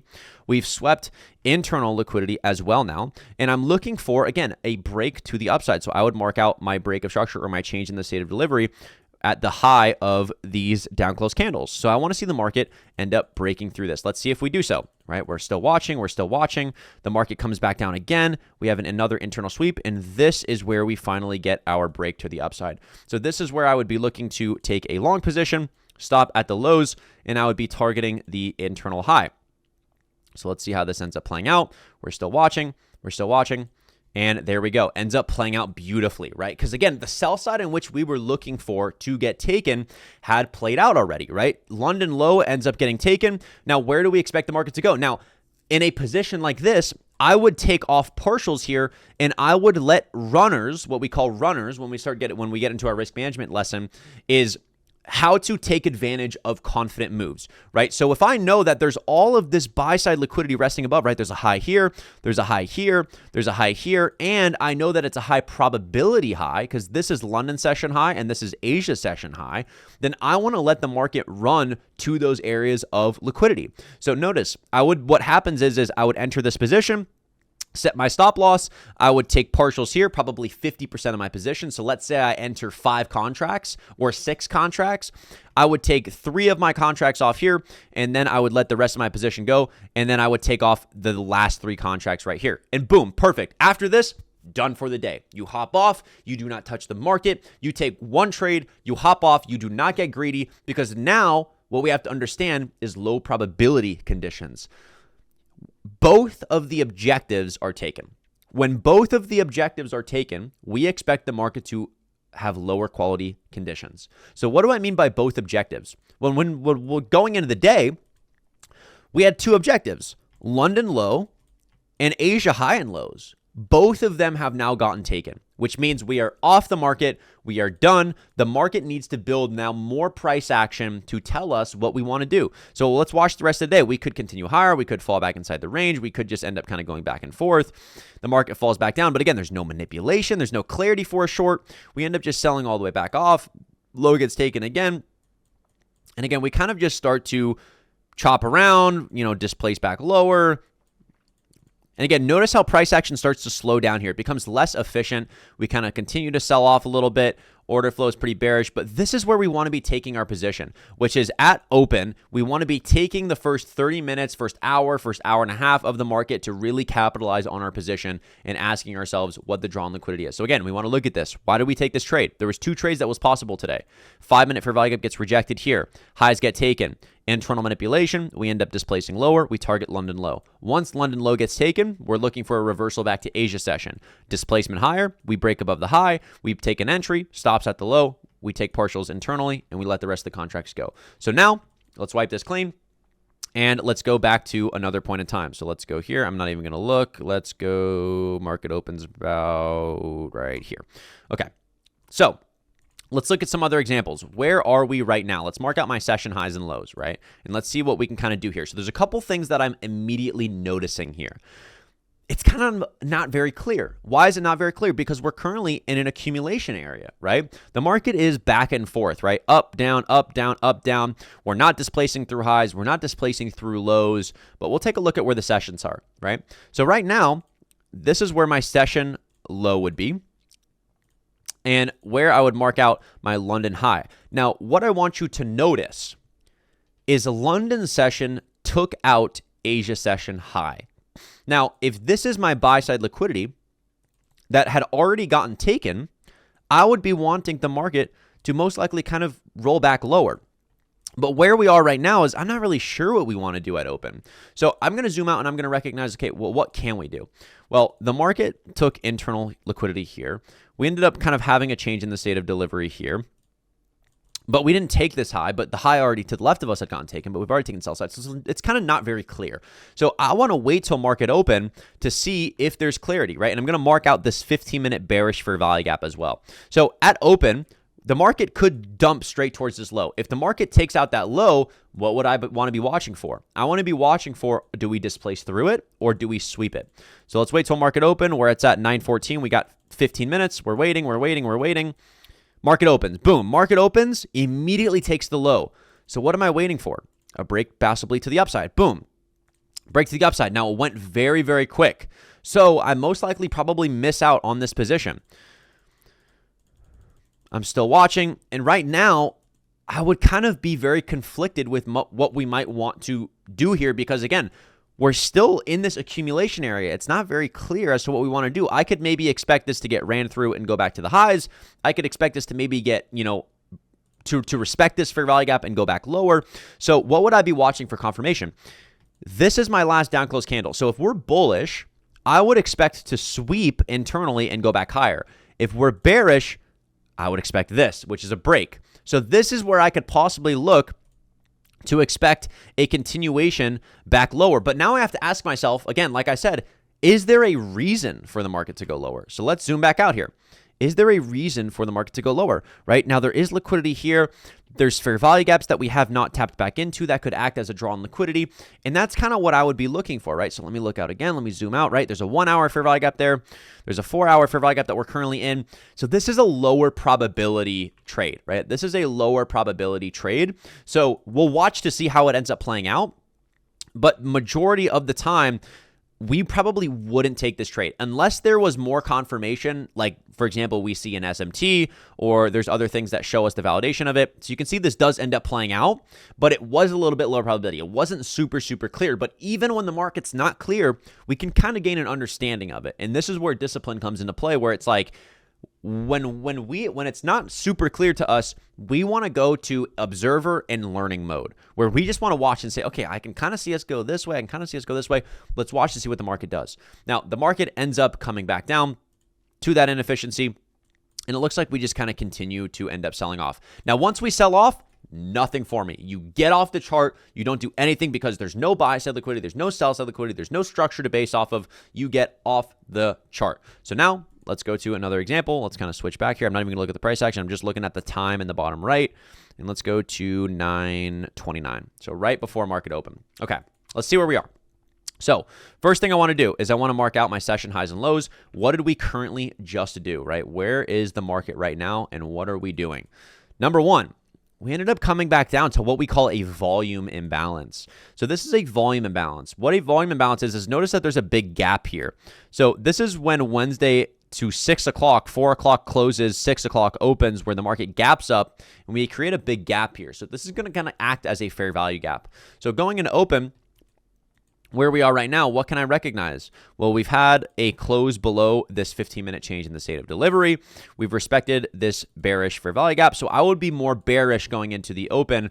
And when we look to the left of us, buy side liquidity has been taken. So again, I am now bearish going into open, right? Buy side liquidity gets taken. Internal liquidity gets taken. We've now had a break to the downside. I want to be looking to take a short to target lower going into the open. So when I look at about to be 9:30, I would looking to possibly take an early entry pre-market, but if I don't get that early entry, I would want to be seeing a pullback first to see if we might be able to get an entry going into open. Market opens and we end up dumping. So there probably was no entry here. But again, you're seeing the market continuously play out.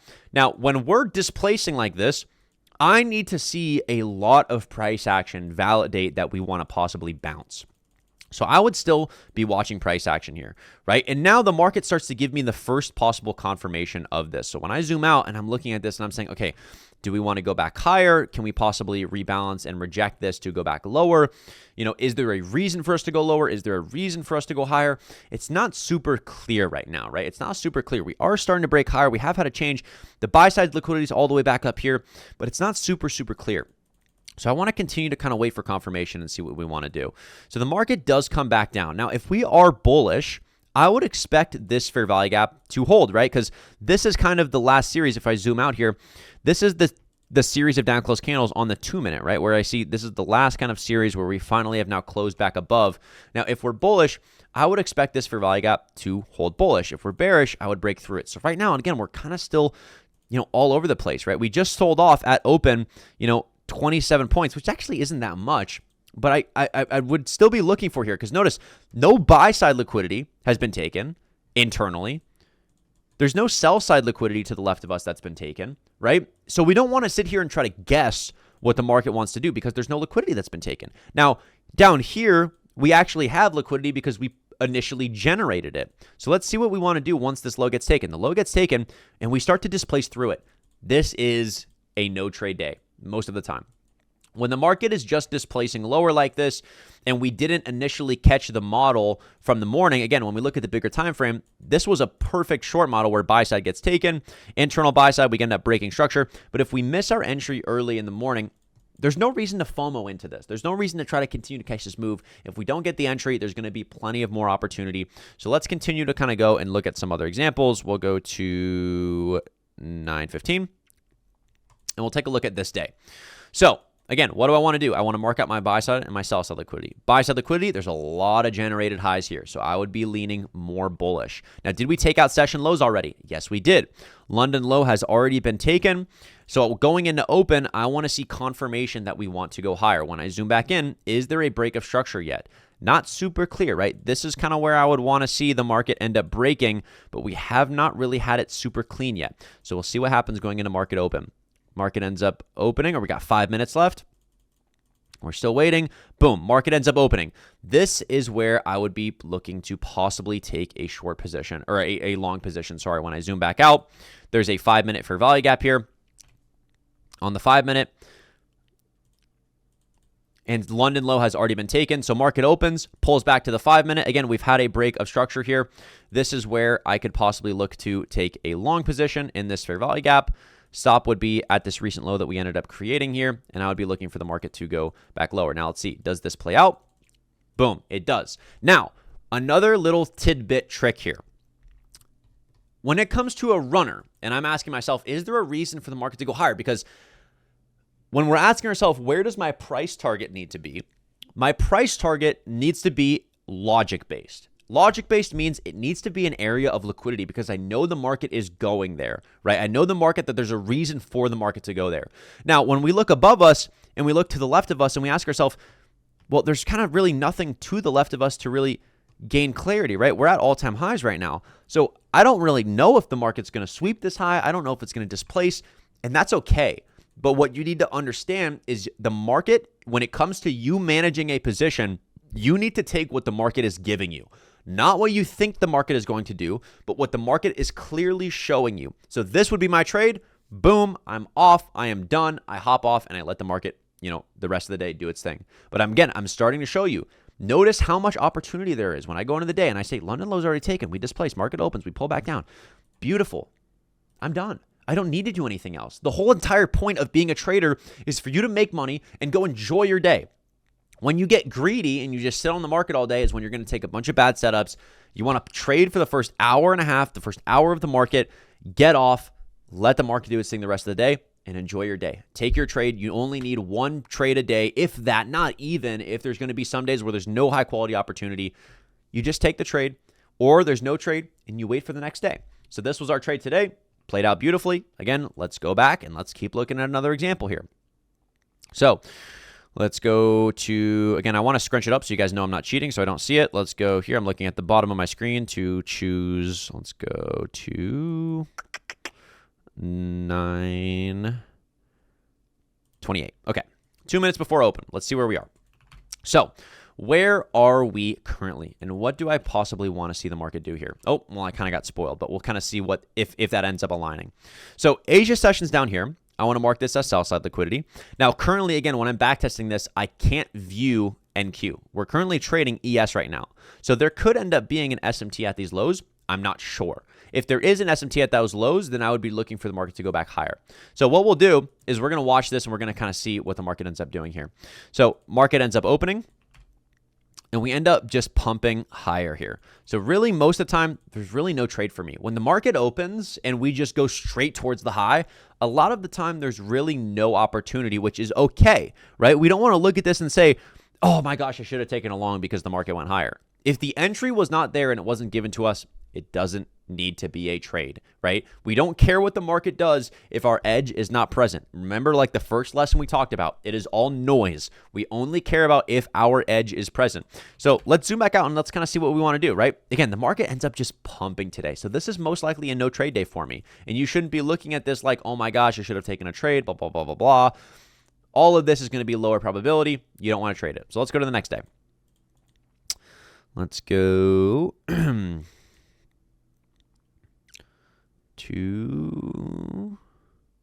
let's do one more example here, and then we'll start getting into some other lessons that we want to cover. All right.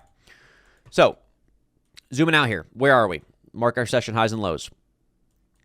Asia session and London session has already been taken here. So what could we possibly expect? Back to London session, maybe back to Asia session, right?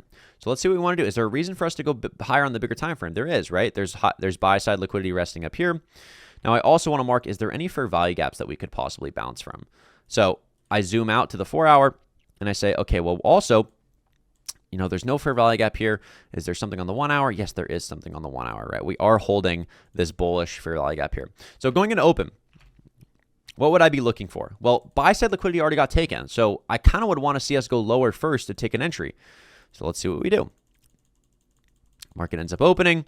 Now notice we end up just kind of going straight back higher, but there's no liquidity. There's no manipulation. So there could have been a bullish SMT here. I don't know. But if there was a bullish SMT here, then the trade in which we would be looking to take is this long, where the lows ends up getting manipulated right here on this move. Internal lows here get taken. We end up breaking structure and we take a long here. Now, if there's no SMT, there's probably no trade here. We'll continue to kind of watch price action. Again, we're displacing through the highs, so there wouldn't be anything. We're not trying to take anything when we're way up here, and there's no price action to validate it. We start to come back up. Now, this is where we can maybe even look to see the market come back down, where we've generated all of this sell-side liquidity, but it's really not clear yet. And the reason why it's not clear is because we've displaced through buy-side liquidity. So even if we've now had a change in the state of delivery up here, and we are starting to displace lower, we could end up going back to these lows, but it's not super confident. We don't know. So again, we'll just watch price action. We'll see what we want to do. Do we take that high? Do we sweep it, or do we displace it? We're displacing it. And again, the market goes back higher. So why does this fail, right? Why does this break of structure here fail and we don't end up going lower? Because there's no buy side liquidity to the left of us. The initial buy side liquidity had already been taken and we displaced through it, right? We already had rebalanced price and we end up displacing through it. So this is just simply a rebalance for the market to go higher. When it comes to the trends, right, the market is constantly doing one of three things: accumulating, manipulating, distributing.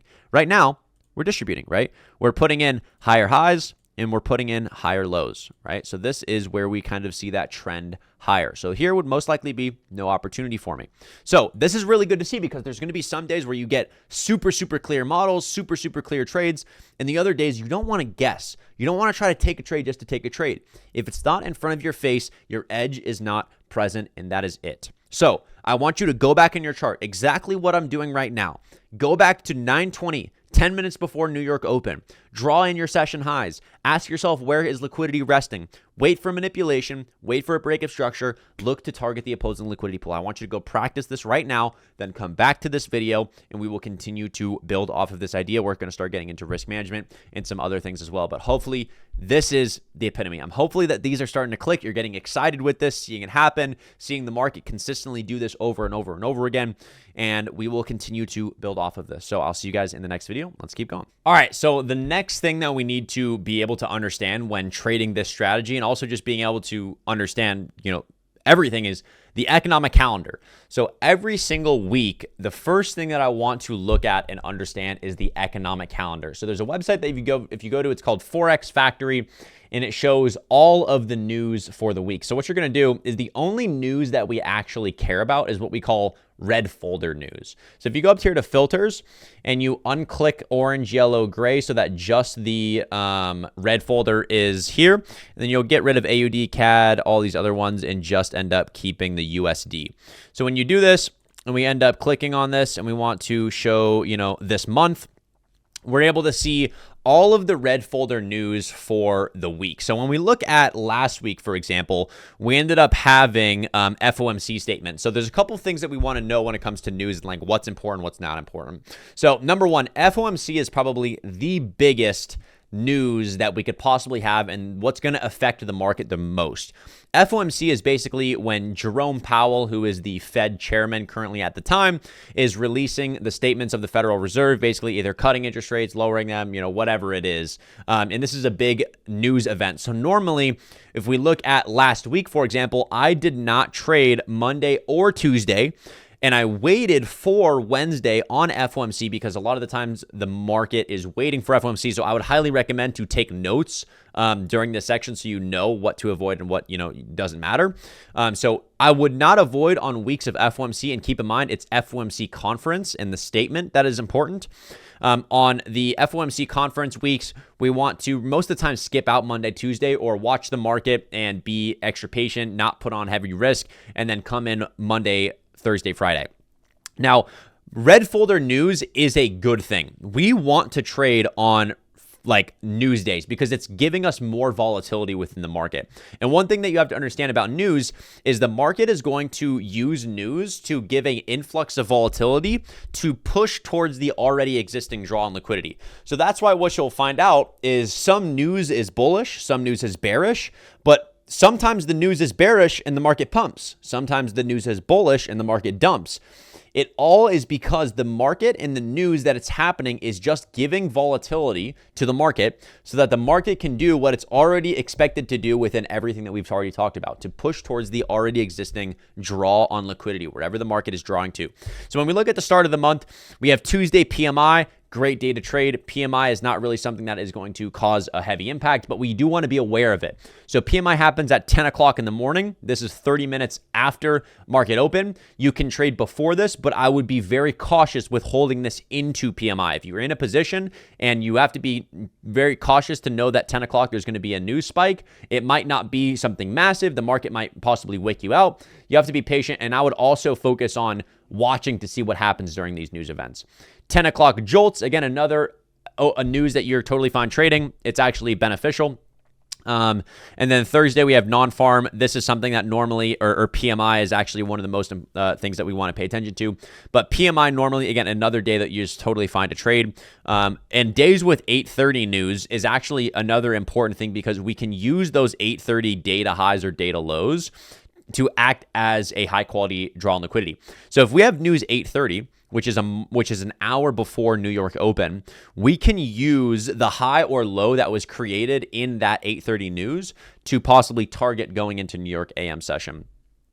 Non-farm payroll or non-farm unemployment change is also something that we want to be cautious with when it comes with just the entire week going into it. So like day before big news. So like I normally don't trade day before FOMC, normally don't trade day before unemployment claim, or not unemployment claims, but non-farm payroll.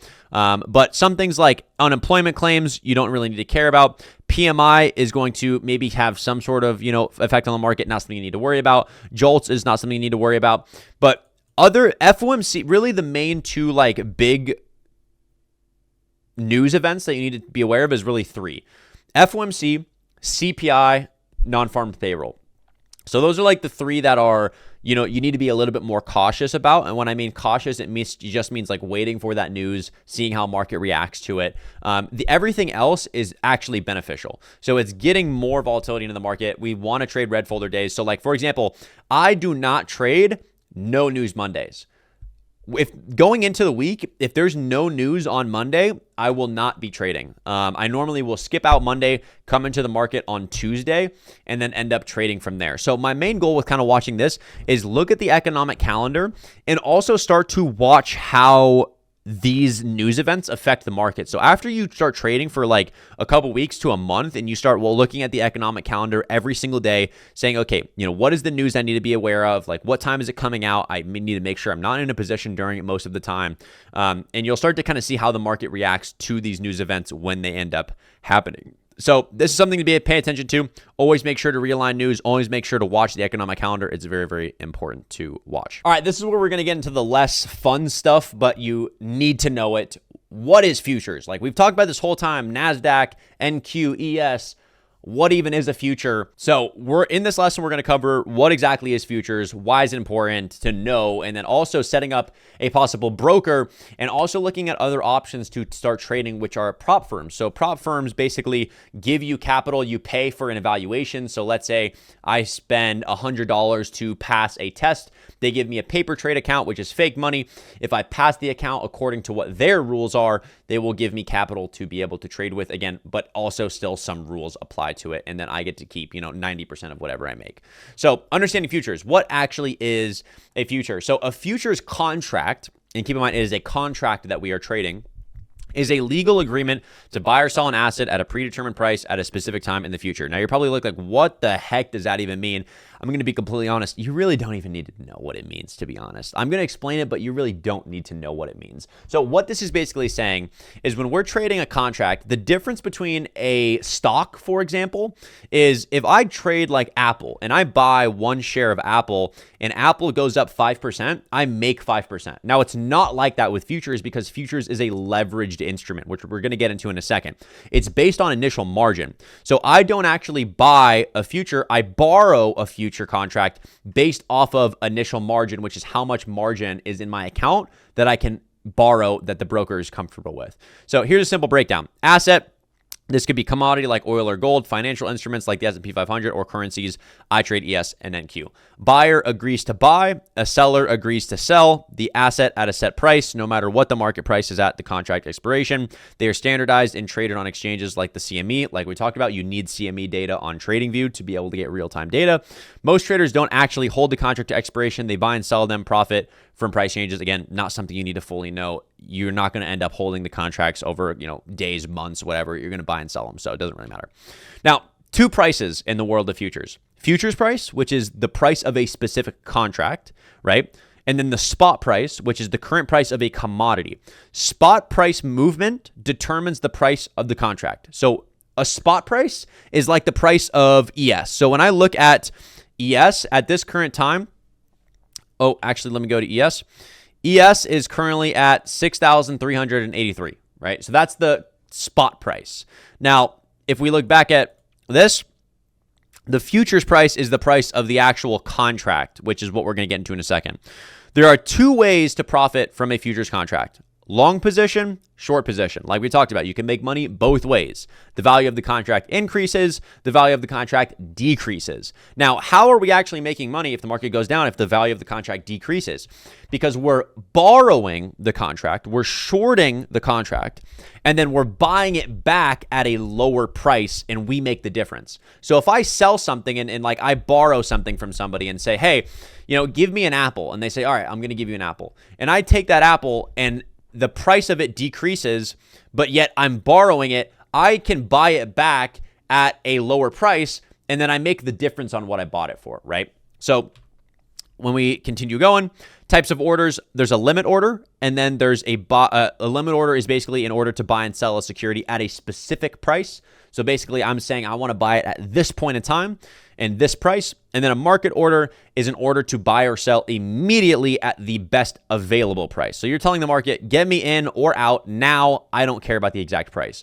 Now, what is beneficial for futures and what you don't really have to worry about is that futures are extremely liquid. So when you do market order, there's not going to be a lot of what we call slippage. Slippage is basically when there's not enough liquidity and there's not enough actual, like let's say, for example, I have a bunch of apples and I have 100 apples and they're constantly being traded at different prices. Somebody might be wanting an apple for $5 and somebody might be wanting an apple for $4. So if I market order, I have no idea if I'm going to get 5.8 or 4.2 or 4.8 or 4.2 or 4.15, right? It's going to be in between that. And that's what we call slippage. Now with futures, because it's extremely liquid, if there is any slippage, it's a couple cents. It's not really a big difference. So I normally, I use both of these types of orders. Again, going back to TradingView, when we actually are putting on orders, up here when we just click these buttons, if I click buy, it'll just put me into the position. If I end up right-clicking on the chart, I can click buy here, and it'll set a limit order at whatever that price is. So if the market comes back down to it,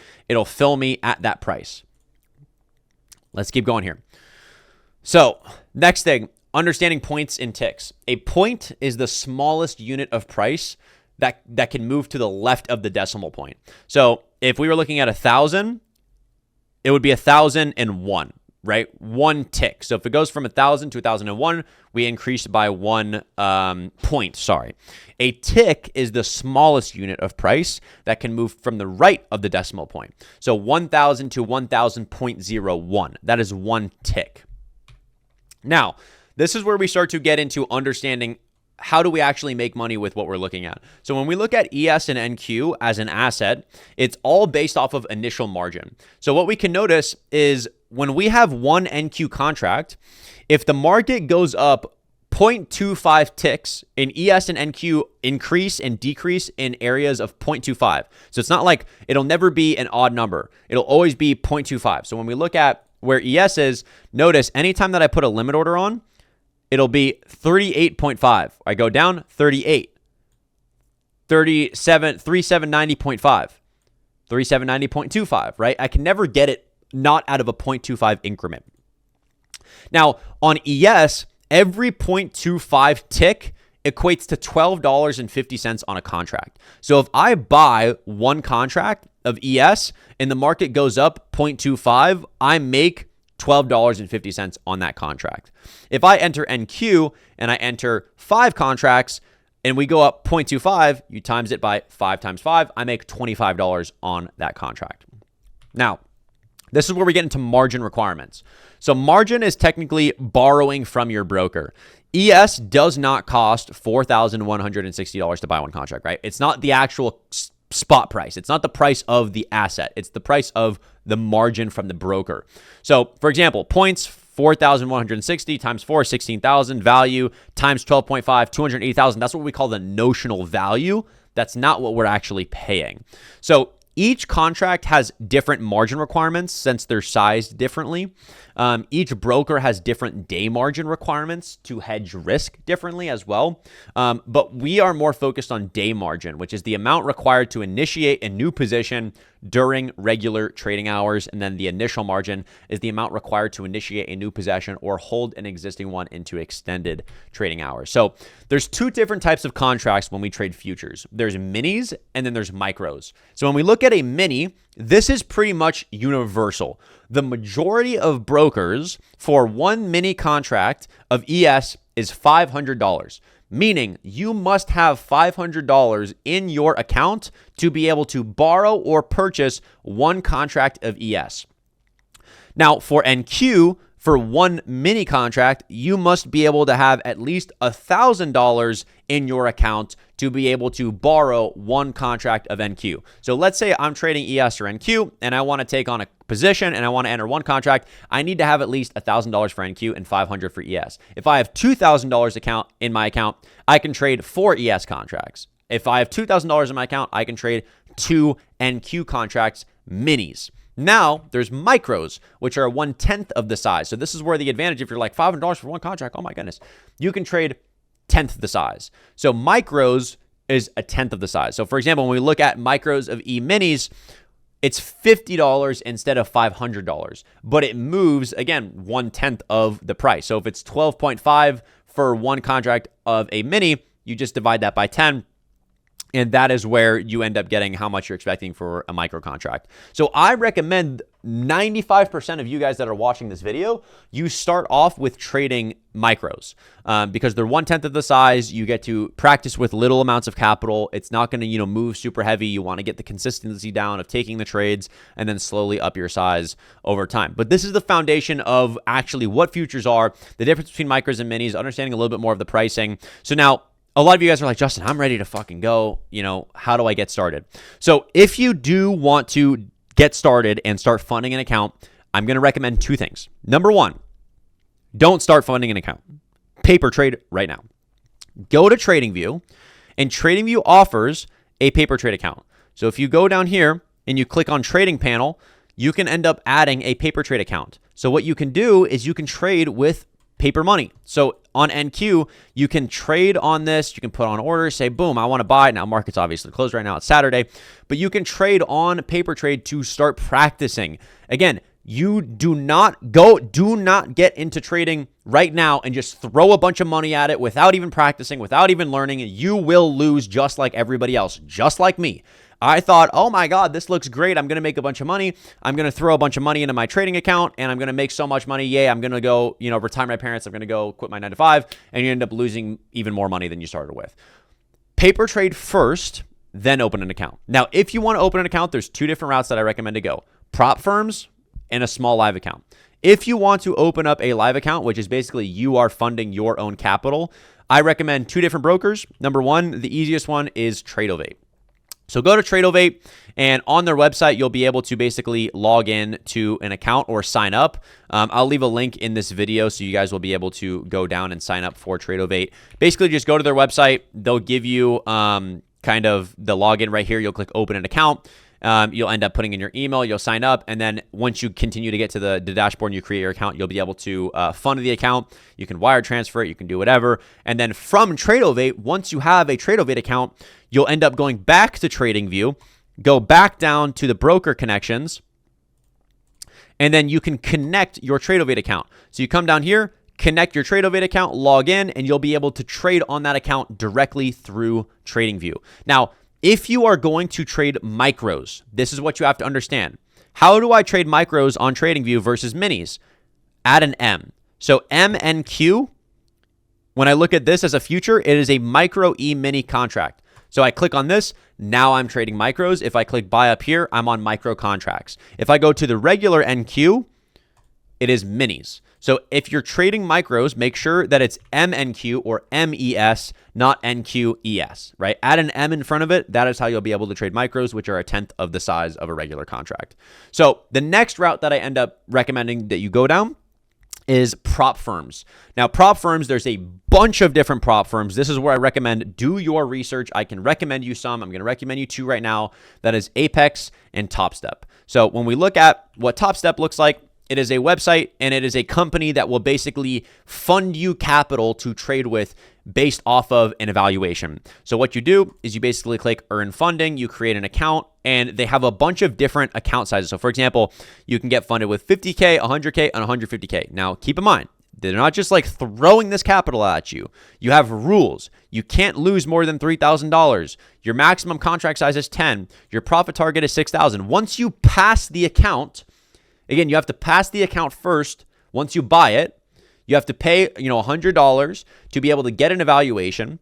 Once you pass that evaluation, then they will fund you capital. So I recommend going into this. Again, in our mentorship community, we go more in depth on actually passing these accounts and helping people get funded, helping people pass their, just get consistent payouts from these accounts. So I recommend this is a good route to go as well. Another one is Apex Trader Funding. So Apex Trader Funding, you can go to this website as well. But again, I recommend do your own research. Look into these companies. We have seen a lot of people within our community, my students, that have made a lot of money from prop firms, up to 100K over the last 6 months, which is really crazy. But overall, look into these companies. There's a lot of different routes that you can go down. But like I said, please start just paper trading. Spend a month. And I know that sounds like a long time. I know you want to make money right now. But it's like me throwing you into an NBA game when you don't even know how to dribble a ball or have a three-point good shot. Like, you're going to end up getting absolutely destroyed. So do not just jump into the market when you don't have consistency yet, you don't have confidence, you don't have patience. Learn the skill first, then put on money. It's the same thing with a college. You expect to get paid for having a college degree and getting a job, but you go to college for 4 years and then you get a degree and then you start getting paid. Now, you don't have to do it for 4 years. Trust me, trading is a lot better than going to college. You're going to get paid a lot more and it's going to be a lot better. But it's the same analogy. You have to focus on the education first, focus on building the skill, then put on size, then put on capital. Okay, so be patient. All right, let's keep going. We're going to start getting into one of our last lessons, which is risk management, how to actually grow these accounts. What is the most important things you need to focus on when it comes to risk management when taking these types of trades? And let's get into it. All righty, we're getting into risk management. This is one of the most important parts of trading. We've gone over all the flashy stuff. The charts are cool. The charts are fun. The setups are cool. But this is actually what is going to make you money and prevent you from blowing up. I need everybody to lock in. I need you to have a notepad. I need you to have a piece of paper. I need you to have full attention into what we're about to talk about. Because if you disregard this, nothing will work. You will never make money. This is extremely important. What is risk management? Risk management is here to protect us. Trading is a game of losing. It's impossible to trade and not lose. So knowing that we are in a game in which we are born to literally be a good loser, we must know how to lose, the mathematics of how to lose, the psychology of how to lose, and understanding what losses and wins actually do to us as individuals, our account, and our trading career.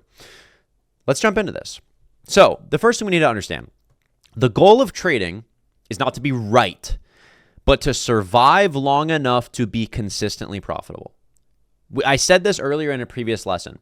Trading is not about making money. It's about keeping that money. It's extremely easy to make money in the market. I could flip a coin right now, and if it's heads, I go long. If it's short, if it's tails, I go short, and I have a 50% chance of making money. I've got a 50% chance. That's pretty easy.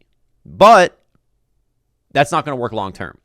So following good habits and constantly focused on risk management is what is actually going to make us consistently profitable. Not being right, not trying to make money, but following our rules and following why it's important and knowing why it's important. So there's a paradox within risk management. Number one, professional traders focus on protecting capital first, profits second. Meaning we are always focused on defense, not offense. And you have to think of trading as almost like, my analogy is like a golf game, right? You got your short game, you got your long game, you got your driver, you got a putter. But a good golfer has mastered and worked on every aspect of their game. If you're a trader who's just go, trade, you will not be successful. Because what happens when conditions aren't bad? What happens when you take 2 losses on the day and you start to spiral and overtrade and you blow up all your progress in the last month, right? I know, and actually to start this off, I want to tell you a story. One of my good friends from a couple years ago made $300,000 in a year and ended up losing it all in 1 week. He spent an entire year making $300,000 and he lost it all in 1 week. You want to know why? because he cared more about trying to make money than protecting his capital and keeping the money he had already made. You want to focus more on keeping the money you've already made than making more. Amateurs focus on profits first, often losing their capital. Your risk management approach determines your survival rate in futures markets, and every successful trader has blown at least one account. Learn from their mistakes. Guys, I cannot tell you how many accounts that I've blown in my entire trading career. It is probably almost 100, I would say. When I first started, it took me 3 years to start making money. 3 years. And during that span of 3 years, I lost 40 to 50 grand. Now, that wasn't all in one account. That was a bunch of different accounts. When I first started, I would work 2 jobs at the time. I was bussing tables. I was delivering pizzas at a pizza shop down the street. Literally, I lived still down the street from that shop. And I would, save up, put $1,000 into an account, try to grow it. I'd made like 200. I would make like 300. There was one time where I quadrupled the account. I made 4 grand, lost it all. Why? Because I'm trying to go from $1,000 to $100,000 in a month, in a couple months, and I end up not protecting my capital. And I'm focused on more so making money than actually protecting myself. You have to focus on protecting yourself and building consistency. So the position sizing fundamentals. There's a universal rule. Never, ever risk what you cannot afford to lose twice. Never put on risk that you cannot afford to lose. Never. If you're working a 9-to-5 job and you are looking at your bank savings and you're looking at okay, how much should I put into my live account? I got like 5 grand, I got like 10 grand in my account. I'm going to put like 5 grand in that account. I'm going to put like 100, 2 grand in that account. Ask yourself, every time that you put on a trade, can you afford to lose that money? Do you not care about that? If you are emotionally attached to the money that you are trading with, you will fail because your emotions will dictate your decisions, not your strategy and not your edge. And an edge is what is actually going to make you money in trading. Not you, not what you think, not your emotions, but what your system is. And if your emotions cause you to deviate from the system, you will fail. So never risk what you cannot afford to lose twice. Meaning, if I can't afford to lose $100, I should not even be risking 50 of that. I should be risking like 30, 40. Key calculations. Account per trade, right? Account risk per trade equals the account balance times the risk percentage, which we're going to get into in a second. Position sizing is the account risk divided by stop loss distance, which we're going to get over in TradingView as well, of how to calculate your actual risk. And maximum daily loss equals account balance times daily risk limit. So there's a couple approaches to risk management that we're going to cover in this video. The majority of you, pretty much all of you, if you're watching this and you're new to trading, you're going to go with the moderate approach because we need to build consistency first. Risk parameters, 0.5 to 1% account risk per trade. Meaning, if my account is $10,000, I want to be risking $100 per trade. 2 to 3 maximum daily loss limit, meaning if I have a $10,000 account and I lose $300 on the day, I am done. I'm hopping off. That's my rule hit. I am done. You're done. There's no, but there's another good setup. There's nothing. Trading is how disciplined are you going to decide to be? Do you care more about following your rules or trying to make back the money? This is how serious I am about this, and you need to listen when I say this, or else you will have to touch the hot stove. Say, Justin, I'm good. I'm just going to try it out. You're going to have to learn the hard way, and majority of you will have to. It's just how trading works. If you hit your max daily loss, you are done. 6 to 8% maximum weekly drawdown. If you hit 8%, 6 to 8%, you're done for the week. Growth target is around 10 to 20% monthly return. That is fantastic. That is extraordinary. Suitable for traders with around 10,000 plus accounts seeking consistency, sustainable growth. The moderate approach and some trade mechanics. Let's talk about that approach with a $25,000 account. Risk per trade, let's say $250. Daily loss limit, $500 to $750. Contract sizing is around 1 to 2 MES or 1 ES depending on the stop distance, which we'll get into in a second. So what I mean by stop distance is it is all going to be based off of what the market is showing us, right? When we go back to our strategy and we're looking at where we're putting our stop, that is going to depend on what our sizing is, and we're going to calculate that. So let me actually show you that right now just to cover that quickly. So let's say I'm going to take a long right here and my stop wants to be that low. So what I do is on the left side of TradingView, I have a long position and a short position. If I click long and I put my stop here and I put my price target here, and I right click and I click create limit order. Oh, let me connect a paper trade account just so you can see what'll happen. So once your broker's connected, this is what'll show up. Create limit order. This is how I can determine what my size is. So for example, let's say I am risking $250 per trade. That's my max risk. 2 contracts is 280. So normally I have like a 20 to 15, 10% buffer depending on what the sizing of the position is. So what I do is I move this and I'll test the contract one. So when I put on one contract for this trade, I'm risking $148 to make where is it showing me? Reward down here. So risk is $140 and my reward is $350. So I'm risking $140 to make $350. If I hover over this, it'll show me right here. Risk to reward ratio is 2.5, right? That's really good. We want to be having positive risk to reward. We do not want to be risking $500 to make $200. That's negative RR. That is not good. So always come to here to put on the contract, to draw what your position is first, and then check how many contracts you should be entering based off of what the position is for the actual trade. All right, let's go back.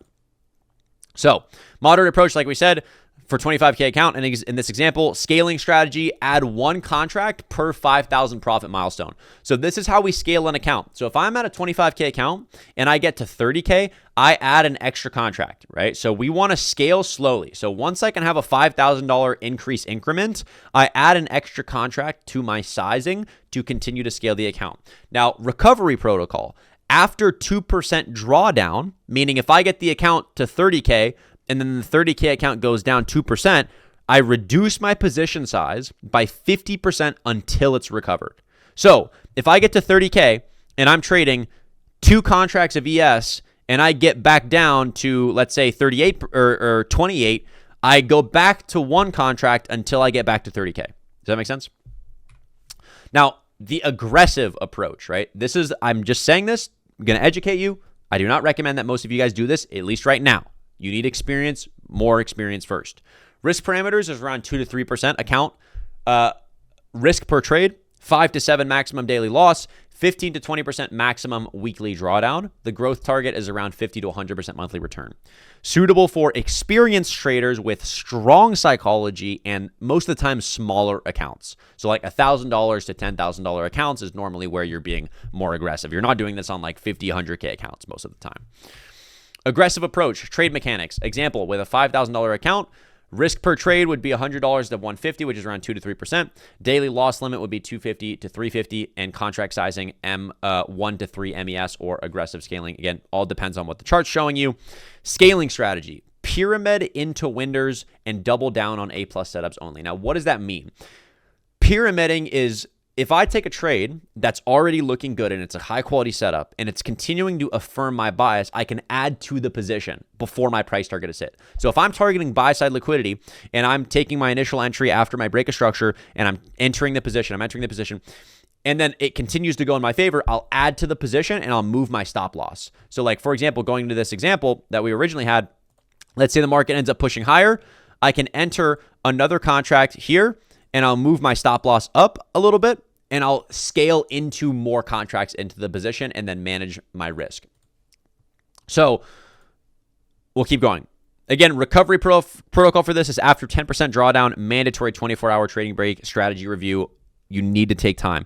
I cannot tell you how many times myself and I've seen other people just go on autopilot where they take a big loss and they just sit on the market all day and they blow up their account. And I can tell you this firsthand. When I first started trading, I would literally sit on my account until either I was back green on the day or my entire account was gone. And I would literally take 2 losses and I would be, down $200 on the day, and I would keep trading until I was either back green or my account was entirely gone, and it is terrible. Do not be like me. Now, the scaling ladder. Moderate scaling, 10,000 to 25,000 is normally 1 MES contract. Now, these are kind of estimates. To be honest, I wouldn't really focus on this. I kind of added this just to kind of give you an estimate of what that contract scaling might be. But to be honest, it all comes down to you and your personal risk parameters. I am in a different situation than you. And this is what you have to realize is it all comes down to you evaluating where you currently are in your life. If you're working a 9 to 5 and you got 2 kids to take care of, you should not be doing like this type of scaling, right? Because you have many other things that are going to psychologically affect your decision making and your scaling, right? So you have to ask yourself, how much money can I afford to lose? How much do I not care to lose? And this is also when it comes to, I always talk about a mental trash bin. Anything that you are funding your account with. So for example, if after this, course, you're like, oh, I'm ready to fund my account. Anything that you fund that account with, you should act like it's already gone. You've already lost it. So if I want to, fund my account with $10,000, you should act like that $10,000 is literally burned. It's gone. It is literally already lost, because you should not be trading capital that you are attached to. You should not be trading capital that you cannot afford to lose. So if you are putting $10,000 into an account, you need to ask yourself, am I willing to say that this $10,000 is already gone and it's already blown and it's done for? So we need to understand as well, like we just talked about, psychological capital versus financial capital. So the moderate approach preserves psychological capital through smaller losses. What does it mean by psychological capital? It means my emotional reaction to my winning and my losing, right? Am I feeling like I'm struggling? Am I even have confidence within my edge? Do I have confidence to continuously recognize my setup every day that it shows it to me, and I'm executing it without fear, with confidence, and I'm putting on good risk, right? Or am I feeling like I'm in a losing streak and I don't have confidence in my edge, and I feel like I'm, spiraling and, making the same mistakes, and I'm over trading, right? That is where we have to understand our psychological capital as well. Now, we want to allow for, if we're in the moderate approach, we allow for 50 to 100 losing trades before account depletion, right? That gives us a lot of room to improve and try things and better improve our trading strategy through mistakes, which is very important, because you're not going to immediately just be, again, like I said, if you're getting into basketball, you're not just going to be LeBron James once you fucking start playing basketball. It's the same thing with trading. You got to actually learn the skill first. Now, the aggressive approach, it tests psychological limits daily, because you're putting on more size. You're going to be losing more in a bigger percentage of your account. It only allows for 15 to 30 losing trades before account depletion and requires bulletproof discipline and emotional control, which majority of you do not have right now. We want to get to that point. Now, there's a hybrid approach to this.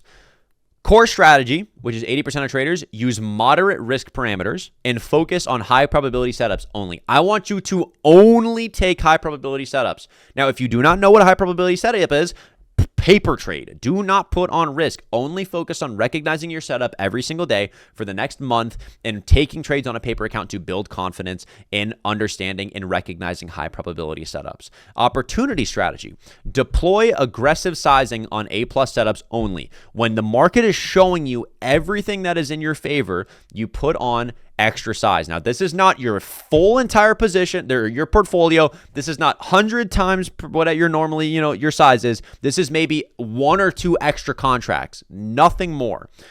Clear conditions, confident draw on liquidity, markets showing you everything in your favor. Result, steady growth with periodic acceleration phases depending on the opportunity that the market provides you. Keep this in mind. You are not paid for your time. You are not paid for your time. You are paid for your decision making. So if you are coming into this and setting a time limit on yourself and saying, I need to make a bunch of money within the next month, you're going to lose. You're not paid for your time. Do not rush the process. You are paid for the opportunity in which the market gives you. You do not decide what the market's doing. I am not here to tell the market what to do. I am here to observe the market and align my will with the market's will, not the other way around. Non-negotiables. Daily stop. If you hit your daily stop limit, close the platform, get off of the charts, go on a walk, do something else. The revenge trade rule. Never increase position size after a loss. Never increase position size after a loss. Optional. Friday rule. Reduce risk by 50% on Fridays, which is weekend risk. Why do you think this is a thing? Think about it. Why would we reduce 50% on Fridays? Because it's the last day of the week. You want to secure those profits. If you're down on the week, you don't want to close the week, red. It's like when when you're playing video games and you don't want to hop off after a loss. It's the same thing, right? Who wants to hop off the, playing video games after they just took a loss, right? They want to end it on a good note. You want to end the week on a good note. This is a spiral that causes you to blow up your account and give all the profits back that you just made the entire week, right? So be very careful of those things. You're going to start to realize how much psychology plays a role in this. Now, the news rule: flatten all positions before major economic releases. What does flatten mean? Close your positions. Do not be in a position during major economic releases in the economic calendar. FOMC, CPI, non-farm payroll. Correlation rule: never hold more than 2 correlated assets. In fact, I wouldn't say never be in 2 positions at once. Only be in one position. Do not manage multiple positions at once. If you see one setup, take it. Do not trade anything else. Warning signs that you're over leveraged. Your P&L swings affect your mood outside of trading. I'm going to tell you a story. When I first started trading, my entire day was affected, and my entire mood and my entire identity all came down to, was I green or red on the day? If I was red on the day, my entire day was ruined.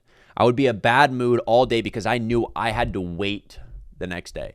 I made my mistake and I was frustrated with myself and I was guilty. And because I was red on the day, I knew I just had to sit there and wait, and there was nothing I could do about it.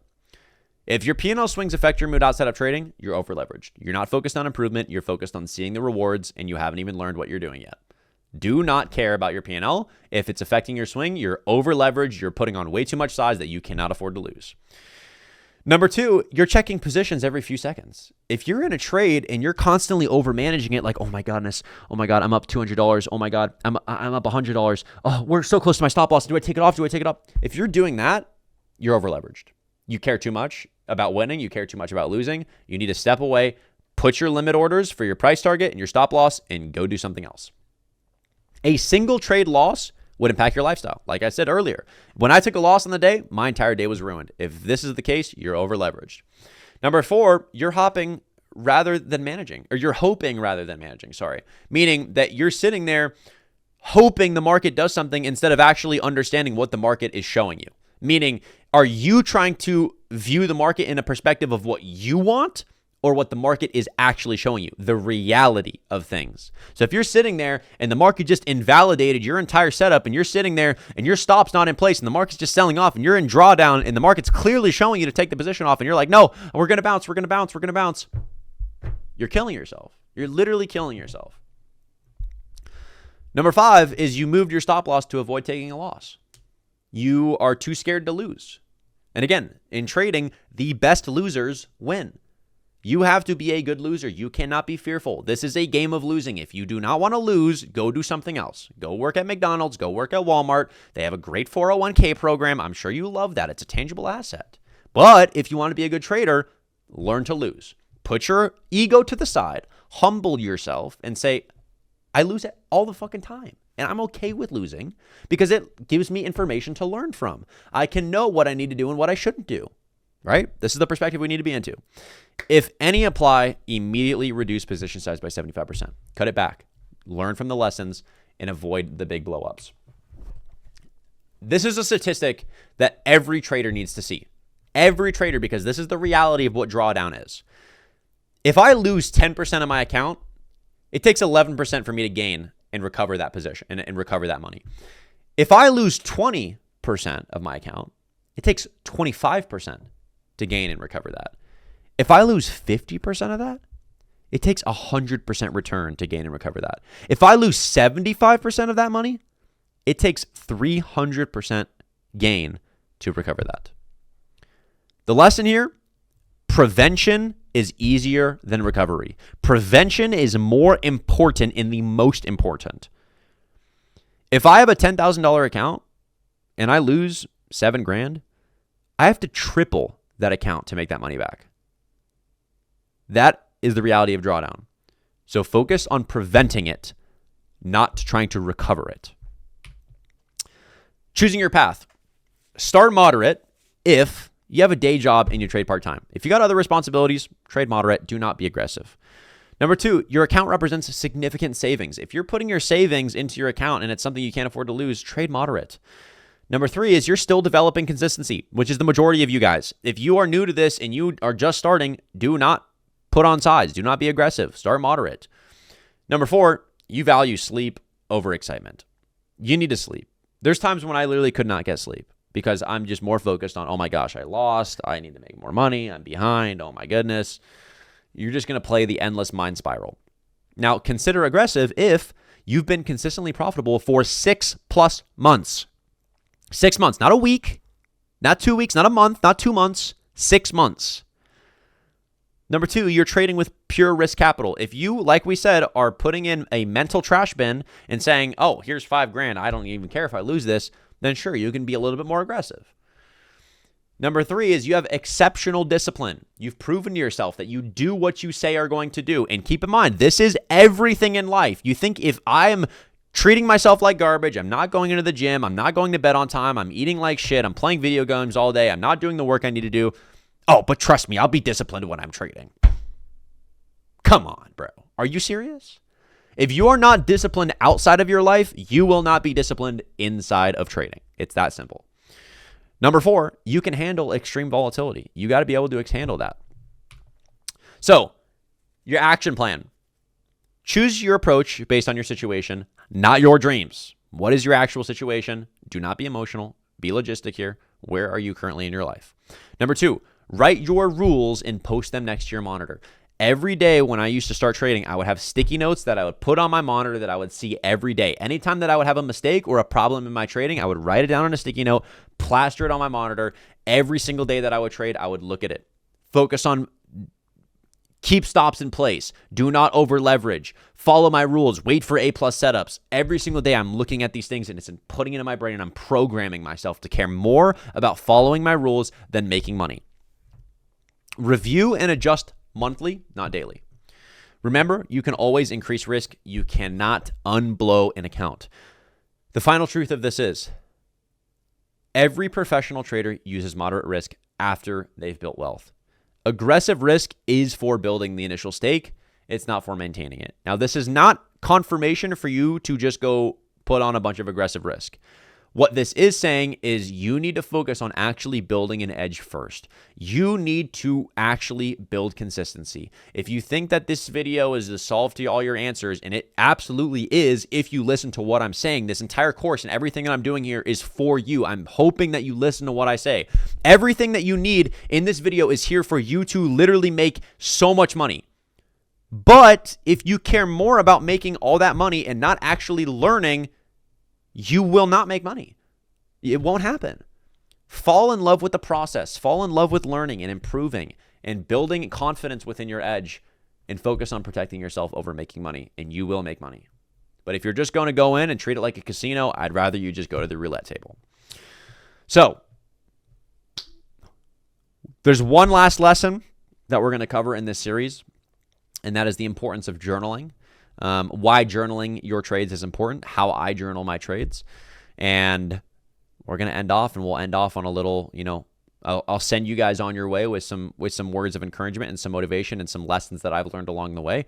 But let's get into our last couple, lessons here, and we'll end it off and we'll keep going. So I will see you guys soon. Let's get into the next lesson. All right, now for one of the most important parts of the trading journey, or just being a trader in general, what a successful trader is journaling. And in this video, we're going to talk about how to journal, what I use to journal, what alternatives that you can use to journal, and also just why it is important. And the foundation of why is it important is what doesn't get tracked doesn't get fixed. It's very easy as beginner traders to just take a bunch of trades and don't even reflect on the decisions that you made and why you made it. And that's really the most important thing, is we need to know why we're making a decision when we go back and being able to track our data and see, okay, what is my most common problems that I keep falling into? How is that affecting my performance? There's a lot of things that we need to continuously reflect on and know, like, what is just the main things that are causing me to fail, and what do I need to continuously do to improve and make more money? And if we're not tracking, if we don't take the time to reflect on our decisions, then we're going to end up making the same mistakes over and over and over again. So it's just like any business, right? We want to treat trading as a professional. Like, we don't want to treat it like we're just hopping on and playing Fortnite with the friends, right? Like, it needs to be treated seriously and as a business. And the best way to do that, and again, for the people that are watching this, some people will disregard this entire section, but this is actually one of the most important sections, is actually journaling. So there's a couple things we're going to go through. Number one, what do I use to journal, and what can you use to journal? So I use a company called TradePath. Now, I'm going to be honest, this is my company. I developed this software. We're developing and continuously building out this journaling application. Again, you can use this, or you can use OneNote or Notion, which are other free options, but I'm going to show you some of the benefits that you can use also with using this, and also just it's set up for a trader specifically. So you don't need to build out like anything within OneNote or Notion. But the main things that we want to track is, number one, all of the trades that we take, and even the trades and days that we don't trade. So for example, we want to understand, did I follow my rules? What did I do right and wrong? And what can I learn from this decision, right? And if you, and a lot of people will ask me in the comments, like, Justin, how long is it going to take me to be profitable? Journaling is going to exponentially increase your process to profitability, because every decision you make, you're juicing it as much to be able to get the most value and the most information out of every decision you make, which is why you're going to be more profitable and faster. So within the process of journaling, basically, I'm going to show you how to use TradePath and also show you some alternatives. So if you do want to use TradePath, I'll leave a link in the description, or you can just go to tradepath.ai and sign up on this page as well. So within the journaling process, this is basically what I do. So whenever I take a trade, I just click on log trade. And the first thing I want to say is, how much money did I make? So I can say, hey, I made $1,000. I can choose futures. I can make the symbol, which is like, let's say NQ. And within TradePath, you can assign your own rules and your own strategy. So that's why I like this, because I'm able to track how, number one, if I follow my rules, how I'm more profitable, how I'm less profitable, what specific rules are important. So everything that we've gone over so far within this session, you'll be able to see my trade rules. So for example, I need to see liquidity and manipulation. I need to have a confident draw on liquidity. I need to have a change in the state of delivery. And is there an SMT or not for added confirmation? This isn't a must, but it's here. So if it is, I can track it. And then no trade first 5 minutes of New York Open for me specifically. Date, I can choose the side. Was this a long? Was it a short? How many contracts was it? What was my stop loss? What was the time of the trade, etc., etc. So what we're going to do is basically in this platform, what I can do is when I'm trading on TradingView, and let's say I have my chart set up and I ended up taking a trade, I can basically just screenshot this. And this is what I recommend you do with whatever you're using, OneNote or Notion or whatever, that you are screenshotting your trades so that you're able to actually go back and see the setup, right? You want to be able to visualize it, not just through the information of like what the data is, but you want to be able to go back and actually visualize, like, why was I thinking that this was a long? Okay, I had sell side here, there was an SMT. Oh, okay, I understand why I took this, right? Because like, I'm going to be honest, sometimes I don't even remember what I took last week. But when I go to my journal, I'm able to see the setups in which I'm taking, and I can label them so that I have a database of all of the trades in which I'm taking, and I can know, what's working and what's not working. So the first thing I want to do is just screenshot all the time frames. So I'll show you like a trade from last week that we can review.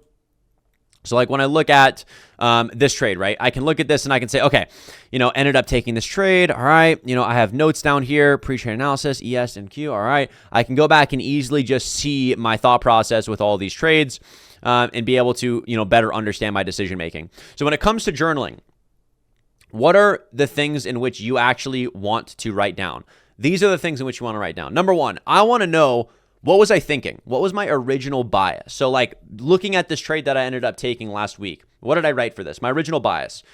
Going into the day, I was very bearish at market open, had pumped higher from FOMC. We had clear sell side liquidity resting below. There's a 5-minute fair value gap that I wanted to see the market go higher into open first before manipulating to then go lower. When the market ended up opening, I stayed patient. Now, when I say opening, I mean when FOMC ended up opening, and I skipped that on the PM session or the AM session.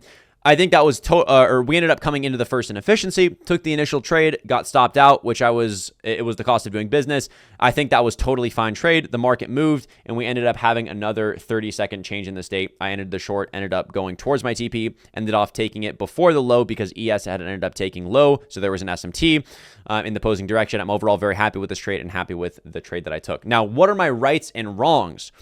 Going into the day, I think the things that I did right were, overall, according to my pre-market plan and the pre-market bias that I had, I followed exactly what I wanted to see within the market. It played out beautifully.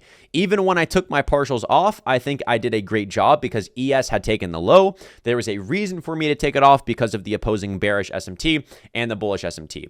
One thing that I could have done better is actually put on more size because of the conviction that I had in the trade.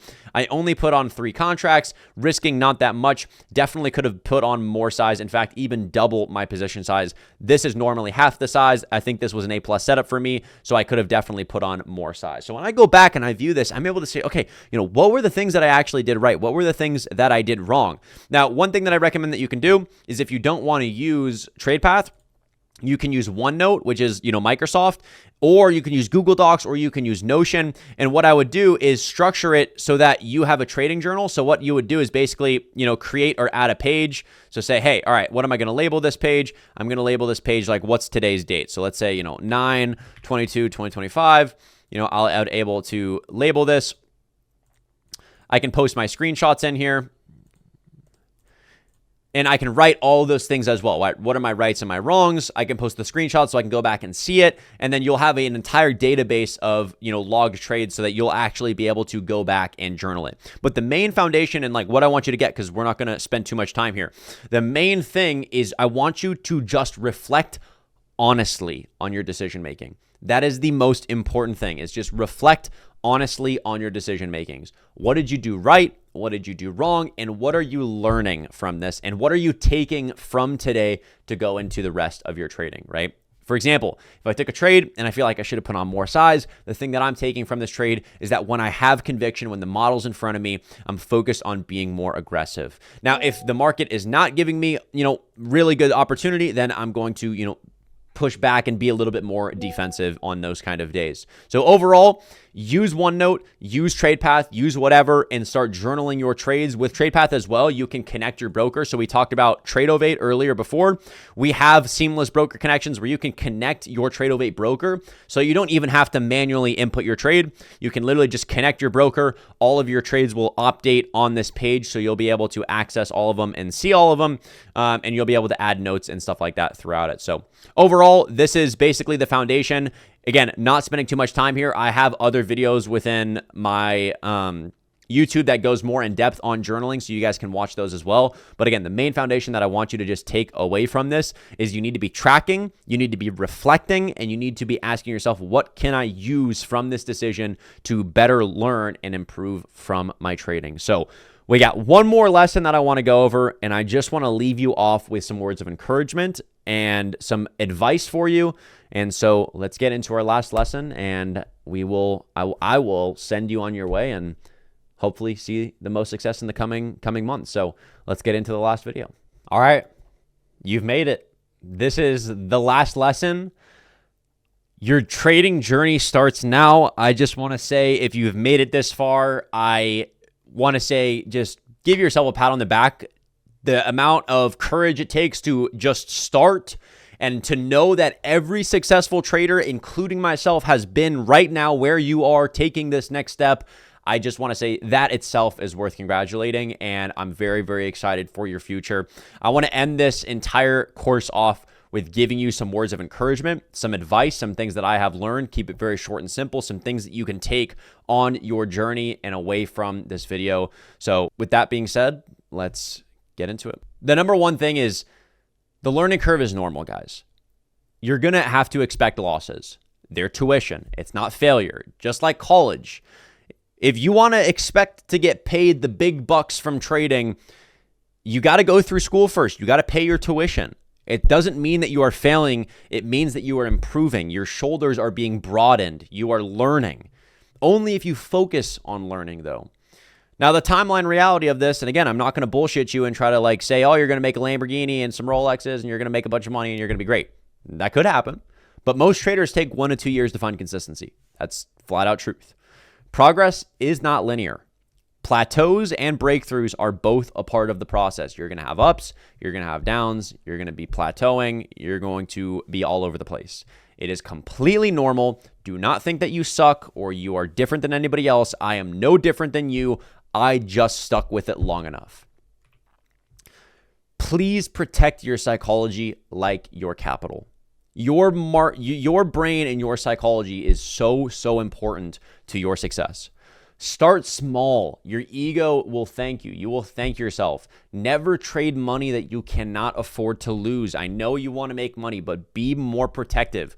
Take breaks after big wins and big losses. Your mental capital is as important as your financial capital.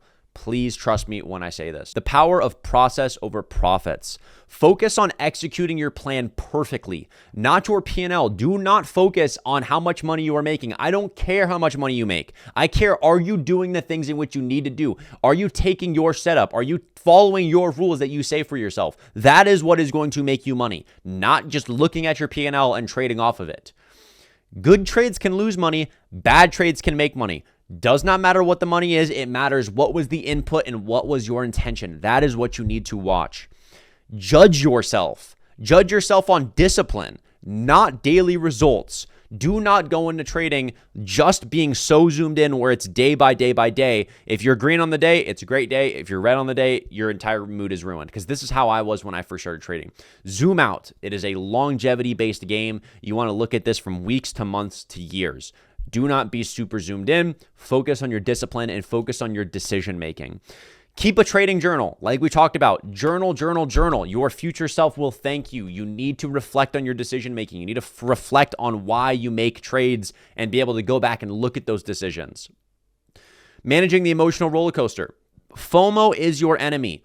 There will always be another trade. And the way that I like to think about this is, the market opens at the same time tomorrow morning. When you're sitting there and you start to feel FOMO, like you're missing out, there's going to be an abundance of opportunity within the market. There is no reason why you should chase something. There is no reason in which why you should feel FOMO.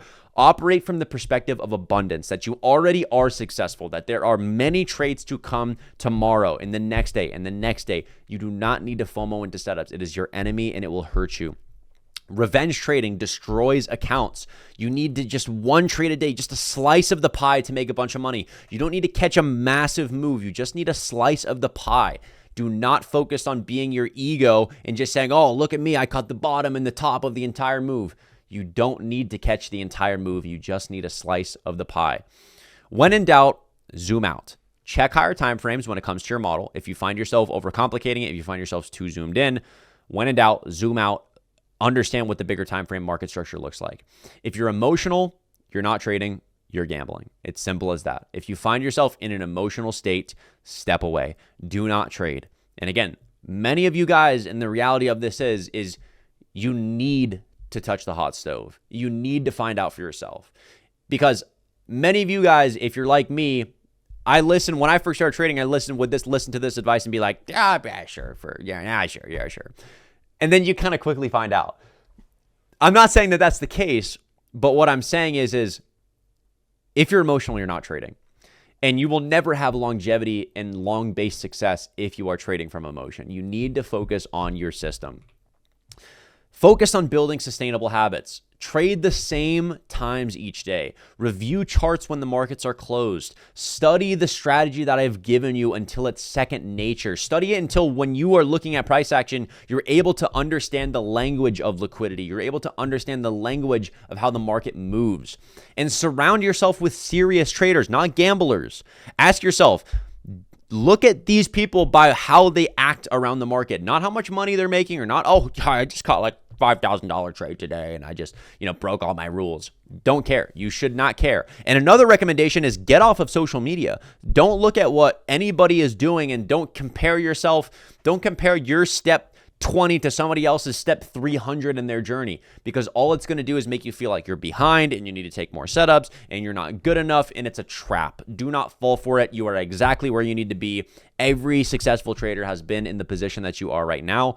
Just focus on being consistent. Some red flags to watch out for: increasing position sizes after losses. Do not increase your position size after a loss. Recognize the mistake first. Come into it when you feel like you're emotionally stable.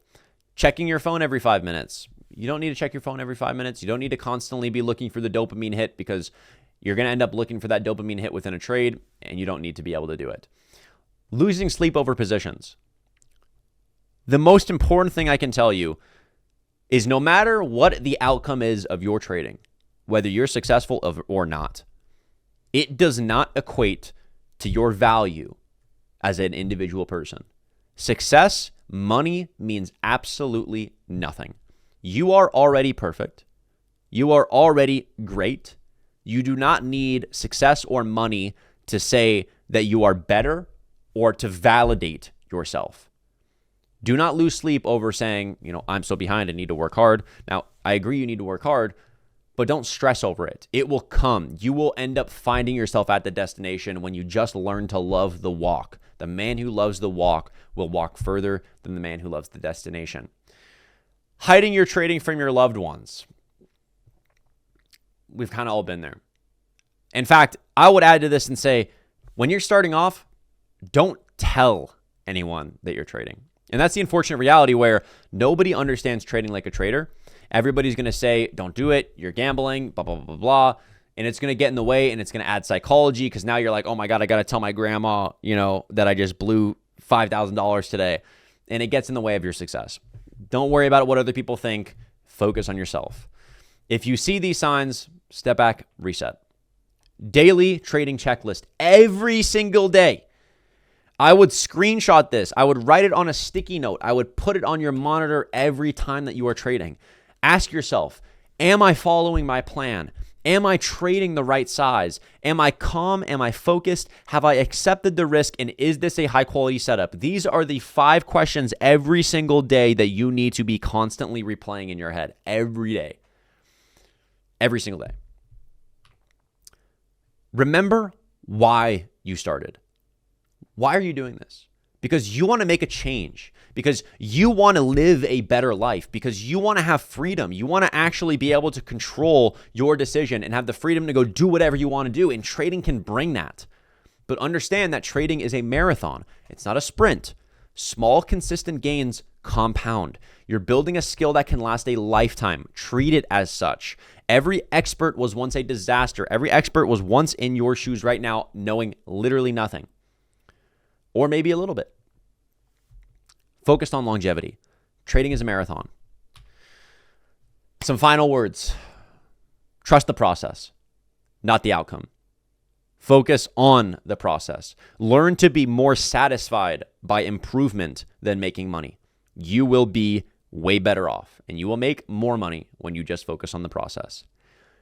Your breakthrough might be one trade away. Now, being a breakthrough does not mean one trade away by being, one big trade, you make a bunch of money, but something clicking, something understanding, the learning, being able to say, maybe I've been seeing the market differently. Actually, when this happens, I expect this to happen. When I end up taking 2 trades, I ended up, giving back my profits later in the day. Focus on learning and recognizing your mistakes, recognizing the things that cause you to fall into temptation within overtrading or FOMO, whatever. Stay humble in wins. Stay strong in losses. Do not act like you are the king of the universe, because you're not. And the last thing is, thank you for your trust. Thank you for your trust in making it this much to be able to listen to my words of education and my words of encouragement. Hopefully, this is the start of something new. Hopefully that this is the help of something that you've maybe already been doing. Maybe you could be brand new to trading. You could have been doing this for 3 months, 6 months, a year already. I'm hoping that this video in some way helped you and is now pushing you forward into the better version of yourself and the future life that you have that trading can bring. I wish you all the best of luck. I wish that you see the amount of success that you desire, but it comes down to the work that you end up putting in. It all is in your hands now. I have given you everything in which you need. It now all comes down to you. I wish you the best of luck. and I will see you soon. Peace out. You just received a complete trading education. From TradingView basics to advanced psychologies, from technical analysis to risk management, everything covered. But here's the reality. Most people will watch this course and nothing will change. They'll feel motivated for a few days, then go right back to the same patterns that have been keeping them stuck. Please don't be that person. If you're serious about implementing this system with direct guidance and accountability, I have the exit plan where I personally bring on students to mentor, coach, and give them everything that they need to possibly be successful. In the exit plan, you're able to watch me trade live, the actual systems that you're learning, being able to directly ask me questions. We have accountability systems to make sure that you are journaling, that you are doing the things in which you need to be doing. You get access to a professional psychologist, someone with a PhD in neuroscience. The exit plan is designed to make profitable traders, period. If you're interested more about how to get access to the exit plan and learn more about what it is, I'll leave a link in the description so that you can check that out as well. But you have the complete education. The question is, do you have the discipline and the patience to implement it? And consistently. The market doesn't reward good intention. It rewards systematic execution. Stop looking for more courses. Start implementing what you just learned.